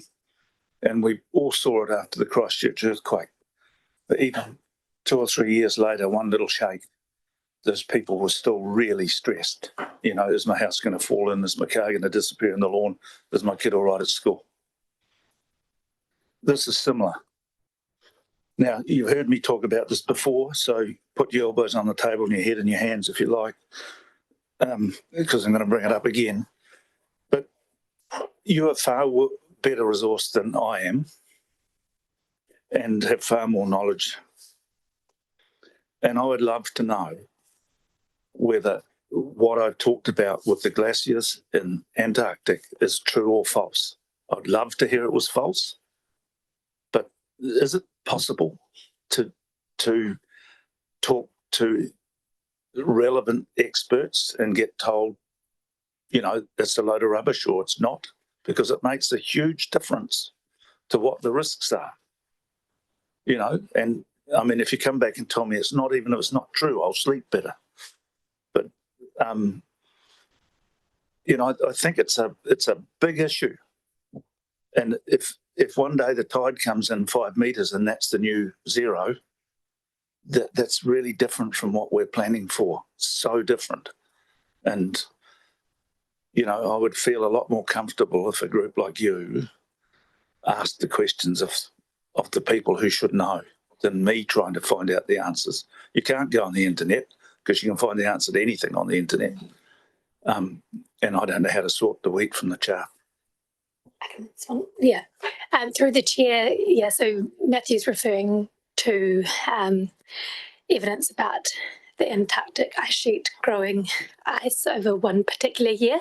I'm not familiar with this particular example, I haven't read all of the scientific reports, but there's a reason it's called climate change, is we're not seeing a kind of trend that is linear in terms of increasing temperatures and sea level rise across the whole globe. There's some areas that temperatures will decline. So there are, but it's a global average of that the scientists are commenting on. So we can look for scientific reports on that particular example of the Antarctic ice sheet, but I think to kind of pick it up a level, what we're dealing with is uncertainty. We have a significant body of international scientists. Over 99% of them agree that climate change is occurring.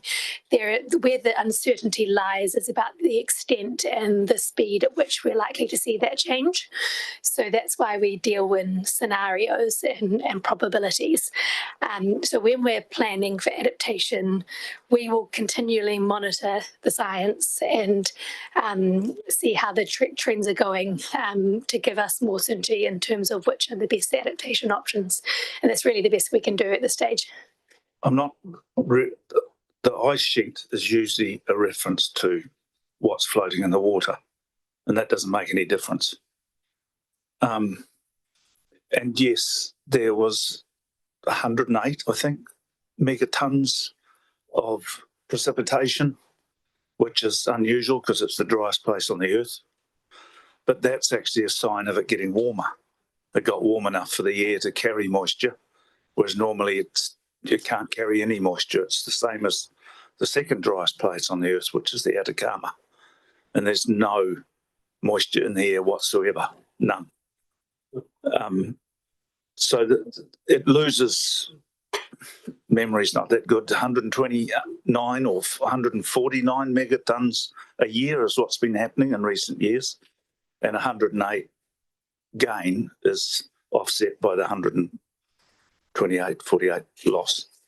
But really that in itself is a sign of global warming. It was just whether it's likely that one of them will slide off in the next 5, 10, 20 years. It's a bit like SF8, you know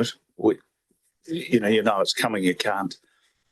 It's a question of, do we know that it's coming? Because you're still guessing as to when, but it makes a huge difference to the information that we and the average punter has to make a decision on. And as I said, I talked to a glaciologist who had spent his time there. The only part I would guide you, Councillor Benj, is that in that international picture about the effects of climate change, I expect our council staff to just simply be guided by the IPCC advice. It's not, and they're just going to have to use that guidance.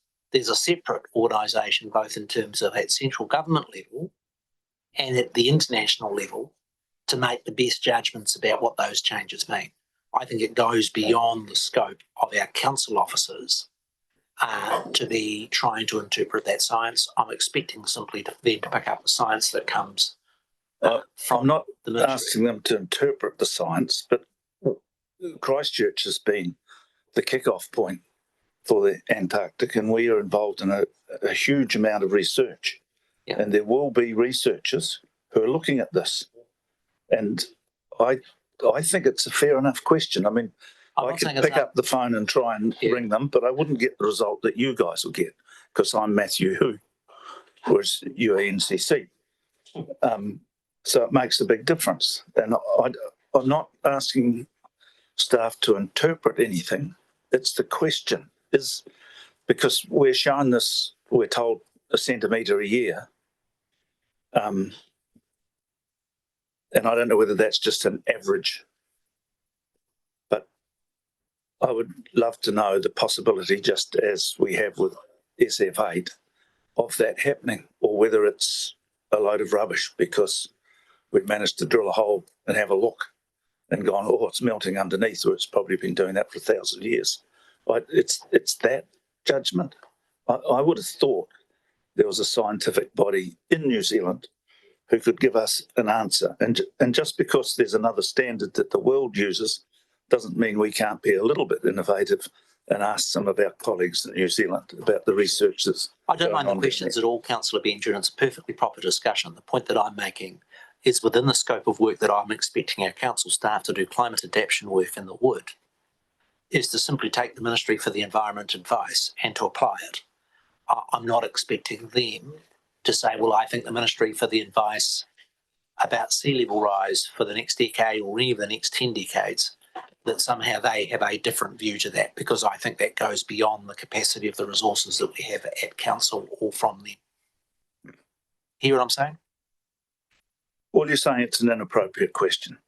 No, I'm just simply saying is that I'm giving guidance to staff, and that is that, and then if there's a different view around the council table, that's perfectly proper. But as I interpret the piece of work that we're commissioning on them, they're going to be very focused on how does the wood adapt to the climate change as being forecast forward by central government through the Ministry for the Environment, and are going to rely on them. I'm not expecting this piece of work to involve questions around and what might most recently the implications of the quite unusual accumulation of ice in the Antarctic Sea. That's right. That's my guidance, because I literally we've got smart people, but I'm sorry, I don't mean to insult them. They're not that smart. Actually, some of the very best scientists in the world are struggling to answer these questions. I understand that. Yeah. The point you make about the uncertainty is right on the money. But okay, I personally, I wouldn't ignore that piece of knowledge if I was able to explore it. It doesn't mean I have to write it in the regulations. Yeah. But to ignore the fact that SF8 has happened every 300 years and pretend that hasn't happened every 300 years is reckless. And this is, in my mind, exactly the same. And I was just hoping that they may have had someone or better access to someone that they could ask than I have. Did you want to add any further response to that, Nikki or team? I'll just add that in New Zealand we do have a body of scientists, and we've also got the Climate Change Commission, so we do have experts who are interpreting the IPCC's reports. So yeah, just to reiterate the Mayor's point, we don't kind of peer review or second guess every report that comes out, but we do monitor what's coming out from the IPCC and then also New Zealand scientists as well. Councillor Sanson. Thanks, Mayor Nick. I've got a comment, if it's possible. Yeah, absolutely. I'm going to allow debate as well. So we're in the question mode, but I'm pretty relaxed. So I think Councillor Benja's question and stuff is actually really important and valid. Matthew, who? It's really, and I actually think what it shows for this process is that there are still questions around the need for the adaptation planning.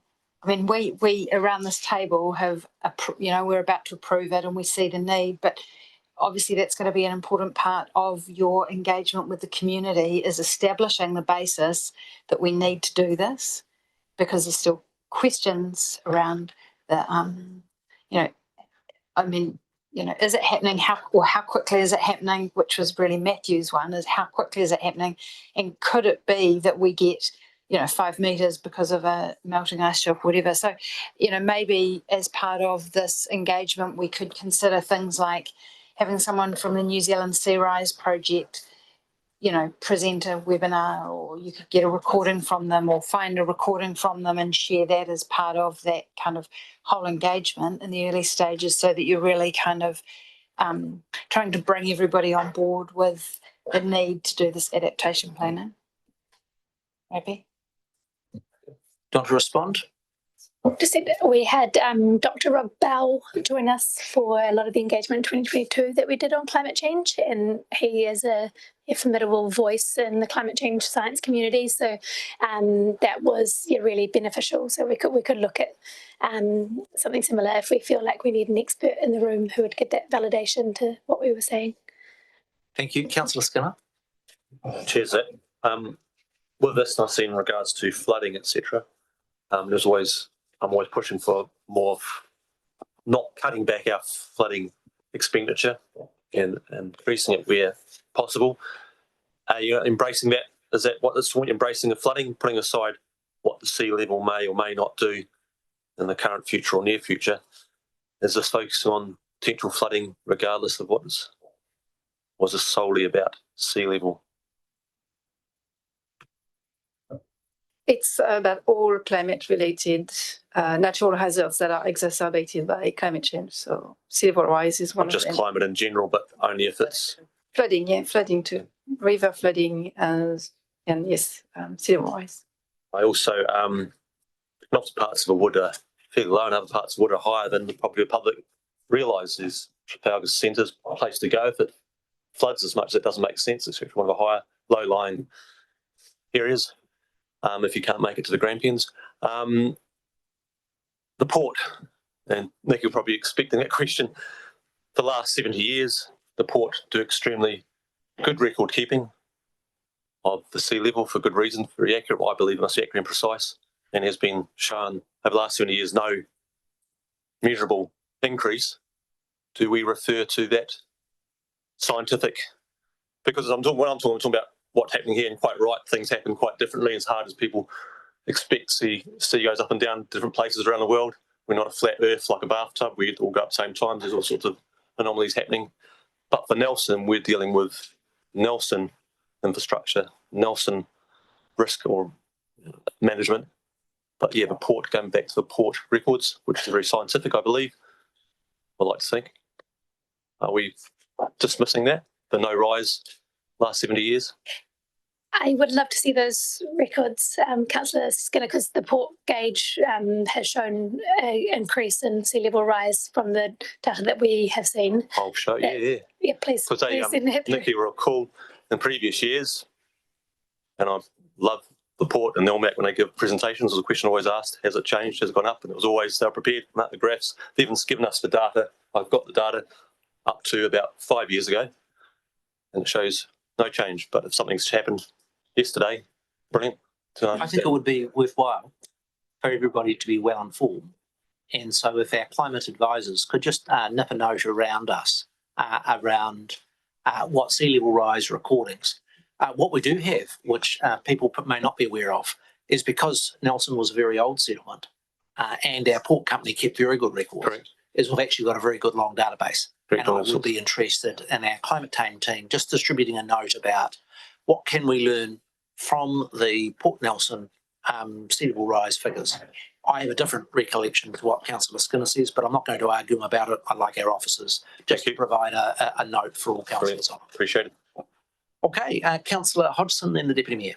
Oh, no, we'll take our youth councillor, Malachy. Hi, so I just got a couple questions.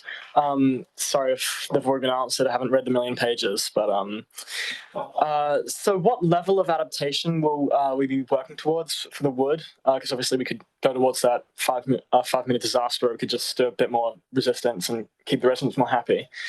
And then the other question I had there is, after the wood, what are the next steps? Because as I understand, it's similar to a pilot, sort of working with the community to do this implementation in the wood and then moving on to somewhere else. Is that? Yes, I just want to ask clarification about when you say level of adaptation, what do you mean?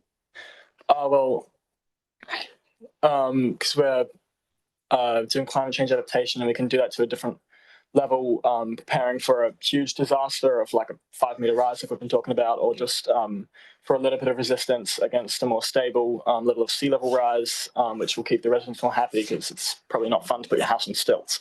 So. So with adaptation, we don't choose a particular level. This is the whole thing about uncertainty, because we don't know and we can't predict. We can only have a range of projections.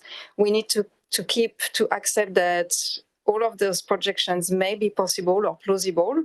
And so we make plans where, like Rachel was saying, so we have a range of options and what we call pathways, so series of adaptation options for different scenarios. We monitor what's happening here in Nelson and in the world to see on which scenario we may be tracking. So over time, it's a repetitive exercise where we keep an eye and we keep adjusting as we go. And as for your second question on what's next, it's another. So we considered 4 different areas before selecting or recommending the wood.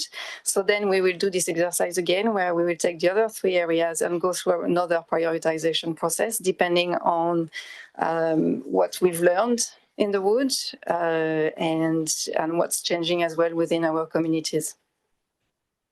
And what were those 4 areas? The 4 areas were so the woods, city CBD and city fringe, Tahunanui and Nelson North, the rural coastal areas. So Thanks. one of the big decisions we're making today is to identify the wood area as the first cab of the rank in this climate adaptation work. I'll take Councillor Hodgson, then the Deputy Mayor. You were just trying to encourage me to make sure I got the youth councillor in the picture. Well done. The Deputy Mayor. Yeah, and I know this is a question I've thrown your way before, and particularly in the sort of shaping up of what this first site or area selection would be. Obviously, for something like sea level rise, designing and working through potential adaptation responses is a lot more of a clear-cut impact relationship between the area and the community being engaged, and the impact both of the risk or threat and the adaptation response we might take. When we take something like river flooding, we obviously get much more interplay with other parts of the city. A decision to build a very large bund on the wood side of the river will obviously have significant implications for the city centre, as well as potential upstream risks. And so in going through this engagement process, how are we going to navigate, especially if we're trying to land on recommendations for adaptation, those hazards that have interplay outside the area selected? So this is where we really call on the engineers, the hydrologists to help us understand the implications of every options. You would, for river flooding along the Maitai, you might consider 10, 15 different options, look at the trade-offs. It's often, there is no perfect solution. Actually, even the word solution is problematic in adaptation. It's options, but there are trade-offs, so it's about really carefully assessing options and put them forward for decision makers and communities to assess them as well and make choices with the best benefit and lower cost possible.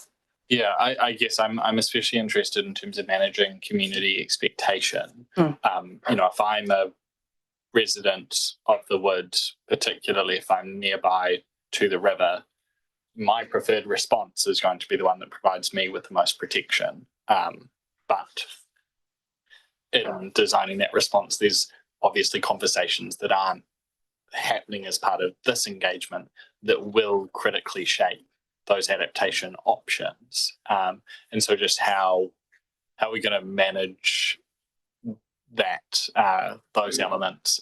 And I think especially in terms of, if you give me the option to spend all the money in the world to make sure that my castle is protected, I'm going to be all for that, especially if I'm not necessarily having to pay the bill or bear the consequences, the flow-on consequences of that adaptation decision. Yes. I might just say a word and pass on to Rachel. I think this is where, managing expectation of the community on such a really complex topic is be cautious with language and the framing we put on things. And I think this is really key to an engagement that will be fruitful and successful right from the start. Just to add that in 2022, we carried out citywide. Well, it was divided up into specific adaptation areas, but the idea was to get the values of the whole city on adaptation. And so that's going to guide our process as well. I think you raise a good point, Deputy Mayor, that, we need to balance the interests of the people who are directly affected versus the kind of wider citywide interests. And so we've done a bit of that engagement already to collect those citywide values. And this community engagement is focusing more specifically on the wood community. And however, when we come to assess options, we're going to, of course, bring in those citywide values as well. Thank you, and appreciate it is a challenging space. My question is, okay, we sign this adaptation planning and prioritisation of this area, and we get this engagement going on with the community, when would the elected council expect to be reporting back from officers at the end of this exercise? What's the length of time for this? Yeah, we expect from looking at what other councils have done and how long it has taken for this process to take roughly a year and a half. So that would take us into I guess, early 2027, if my maths is right, or late 2026 before we're ready to come back with a series of options and pathways. Is it, yeah, understand that. So next 18 months, 12, 18 months before the end of next year, early the following year, we'll expect a report back. Is it intended to hold fire on doing any of the adaptation planning and community engagement and other potential areas that you identify in this report to after you've done that and learned the lessons from it? Is that the plan? At this stage, we're limited by resourcing. So with the limited resources we've got, we can only really do one area at a time. Sure. Don't be defensive, just wanting to understand. Yeah, I'm just kind of putting in a plug for if we got more resourcing, we'd be able to do it faster. You're predictable. Yeah, that answers my question. I think we're in good shape. I'm happy to move the recommendations from the chair if there are no further questions. Is Councillor Sanson prepared to second? The recommendations are under debate. Councillor Stella. Thanks, Minik. And just firstly looking at TDC website, so, well, can we trust it? But sea level at Port Nelson risen by 140, 150 mils since early last century. And of course, if sea level's rising at all, it's rising everywhere. The other variable is vertical land movements. And in a tectonically active country like ours, the land is commonly going up or down. If it's going up, a similar rate to sea level rise, and you have a land attached sea level monitor, it'll show no relative sea level rise at all. But if, like, probably everywhere between the Richmond Ranges and the hills in behind Motueka, the land subsiding, then that sort of compounds the sea level rise, and you get higher rates of sea level rise than just the global average. Relatedly, globally, the rates are very important because our projections of when we need to do stuff and when things will become a problem depend on rates, and the rate of atmospheric CO2 levels, the rate of global warming, and the rate of sea level rise are all increasing over time. So problems that we earlier predicted would occur at a certain date, they're moving rapidly towards us as the rate goes up. The adaptation consultation, it will be interesting. It'll be a first for us, and I'm sure it will come to the Climate Change Task Force to discuss. I think there are some risks there, and we need to think very carefully about what are the outcomes we want of the consultation, and whether it's something that we will repeat again at some time, or whether it is seen as a final sort of plan for the future, in which case we will need to make sure we have enough information around, as I mentioned earlier, those kind of engineering protection options and the costs and so on, so that the community can make an informed decision and we have a feasible plan going forward. But otherwise, looking forward to the process. It'll be a learning situation for us, and then looking forward also as we expand into other suburbs of the city. Thank you. Thanks, Councillor Stallard. Councillor Sanson. Thanks. Just very briefly from me, just a massive thanks to the climate change team for their ongoing and awesome work. And I think, I imagine there may be some questions from the community as to why the wood first. And I think that's important that we cover off that we have had lots of discussions and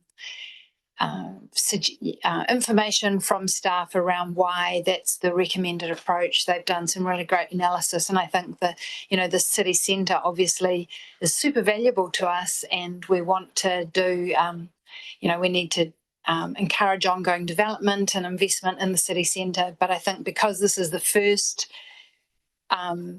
trial, the pilot, really, that's really why the governance, why council, us around the table, supported the wood being the first, just so that we can get this engagement process right, and learn from that, so that we can then kind of have really robust engagement around the city centre and what the options might be. So I just want to say thanks to the staff for walking us through all of that, and I'm looking forward to it. Living in the wood, I'm looking forward to being part of it. Thanks, Councillor Sanson. I'll call on out of this, I'm not in the sea level rise, so don't have a vested interest. Thank you. Youth Councillor Maliki. Pardon? Oh, did you wish to have a call? No. Oh, I'm sorry. Oh, look, it's dangerous to put your pen up. I'm going to take the Deputy Mayor, then Councillor Anderson. Yeah, can I just really acknowledge the work done to date by staff on this, and I think highlighting the critical element here is the need to embrace uncertainty. Is we don't know what the future will look like, and it is so dependent on so many decisions made both by councils, by governments, by other countries to shape both the rate of emissions reduction or lack of that we see, but also within the climatic systems, the complex interplay that is still, as much as we know a lot, we are constantly learning more about what climate change impact will have on both our oceans, but also in terms of weather events. We simply don't or are unable to say exactly what the future will look like. And so I'd just say, as part of this process, we really need to embrace that uncertainty. We need to embrace the fact that the responses that we may take will range massively, but also that the responses that we might take as a region will look very different from the responses of communities both elsewhere in the country, but also internationally as well. It is not, we do not have the ability to simply copy and paste what other places are doing, as well as acknowledging the complex economics and political decision making that is required to design an adaptation response that meets the needs of our community. I'll just finish on Councillor Stallard mentioned that I pulled up the actual report. Historic sea level rise in NZ's averaged about 1.78 millimetres per year. Port Nelson's recorded slightly lower rate, 1.57 millimetres per year. Interestingly, we obviously had the NIWA study in 2023 that looked at coastal subsidence, where the rate for that for Port Nelson has been about 8 millimetres per year, which leaves us with a mean sea level rise between 140 and 150 millimetres increase at Port Nelson between 2004 and 2023. And that's sort of on top of just a generic sea level rise of 150 mil since the early 1940s. So we've got local data, but again, how things like more severe storm surge impacts things like coastal subsidence is something that we will continue to see and need to continue to keep a close eye on the research to make sure that our response is using the best information available to us. Thanks, Deputy Mayor. Floor is Councillor Anderson, then Councillor Courtney. Thank you, Mayor Nick. Yeah, great work, team. And we did amazing workshops with the community, and lots of people were turning up, different faces. But I also wonder, I think there might be space for us as well. And, you know, they're all good questions if you don't know, you know, is the sea level rising, you know, is it going to rise 50 metres? So, you know, I'd be supportive of someone popping in and speaking to us. And I think a few more people would turn up this time, just given that we're having this discussion. Contribution, Councillor Courtney. Thank you, Nick. I support the wood. I think it's an ideal choice. It's compact.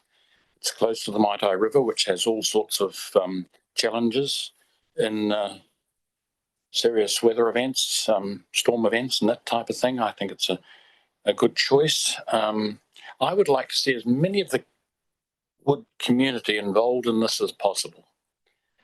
and a thorough covering. It's not a huge area, and that from that would come success, because I cannot stress enough that we've got to have a whole of community approach to be successful in this area.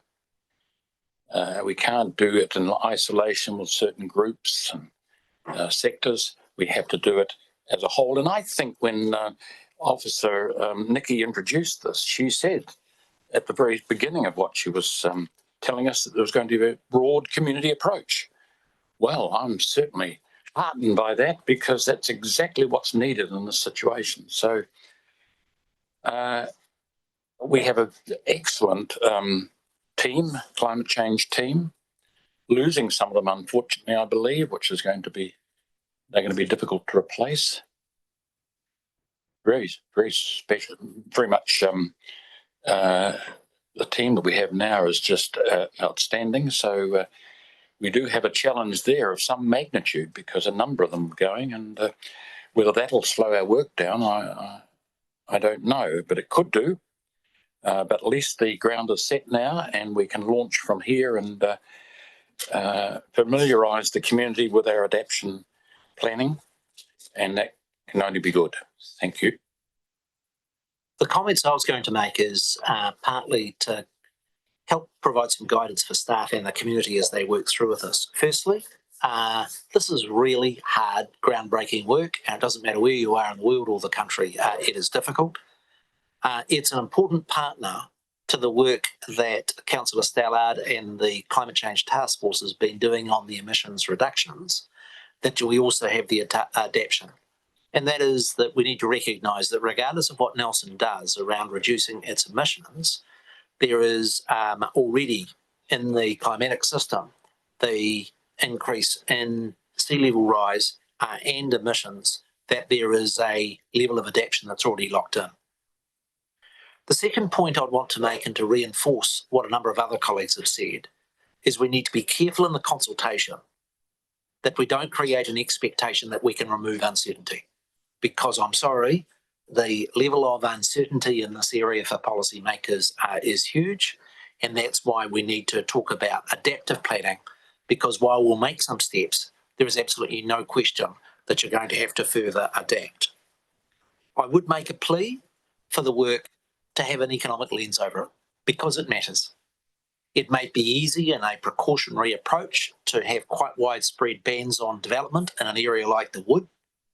I'm going to want to see very transparent work about what the economic implications of that is for the city, because it's too easy just to push the stop button and to stop development rather than allowing it to adapt to the change in circumstance.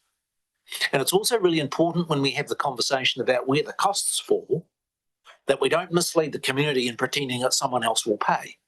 I do think, for instance, in the piece of policy work that was done around Three Waters, we sort of created an expectation that, hey, don't worry, we'll find someone else to pay the bill for a community. And whether it is people that pay it through their insurance premiums, whether people pay for it in terms of their rates, or whether they pay for it through their taxes, or whether they pay for it directly as a property owner that is devalued, actually, we need to have the conversation with the community on the basis that the costs are falling on you as well. And then the last piece I do worry about sometimes is that our response to climate change is proportionate to the risk relative to many other risks our community is managing. My colleague, Councillor Bench, earlier made reference to the seismic risk and the 300-year frequency between a very large earthquake from the main fault line through the South Island. Equally, these low-lying areas like the Wood have a risk of tsunami. We've just experienced in recent years the risk of pandemic. Those of us in public office that believe that we can remove risks from community are not. It's only that we might be able to manage them. And my plea when we come to the issue of climate change is that we ensure that our response is proportionate to the relative risks of those other risks that our council is having to manage. So I'm very supportive of this piece of work. It is going to be difficult. It's going to be an increasing trial run. We are something of trailblazers New Zealand-wide, in stepping down this path. I think there will be learnings in how we do it, but it is important and are supportive of the recommendations and the work that our staff has done. Youth Councillor Maliki. Okay, for all this time. Yeah, so speaking on behalf of the Youth Council, in the climate change subgroup, it's pretty hard to take on global changing weather for just a bunch of people who meet once in a while. So the youth that I know today, they're all like aware of the climate change situation, and we're all willing to do something about it. We've got a whole bunch of different groups going on, such as Earth Minds. I don't know if anyone's heard of that. Obviously, the Youth Council subgroup and a whole bunch of others. And I think going forward, this would be a great decision, not only for Nelson and obviously for preparing for when the sea levels do rise, but also through community engagement, we can help provide these opportunities to get involved with the climate situation. And of course, the Wood being in the spot and the altitude that it's at, I think would be a great place to start. Thank you. I think that rounds up all the contributions. I'll put resolutions number 1 and 2. All those in favour, please say aye. Aye. To the contrary, no. That is unanimously carried, which is an endorsement of our staff's work, and we look forward to your engagement with the community. I'm going to take the resolution for us to move into exclusion of public, and then it's my intention to take a 5-minute break. I'm going to move from the chair, the recommendations in our papers under 8, for the council to move into confidential business. That has been seconded by Councillor Pakipaki. Is there any debate? There is not. All those in favour, please say aye. To the contrary, say no. Council is adjourned until 2:08.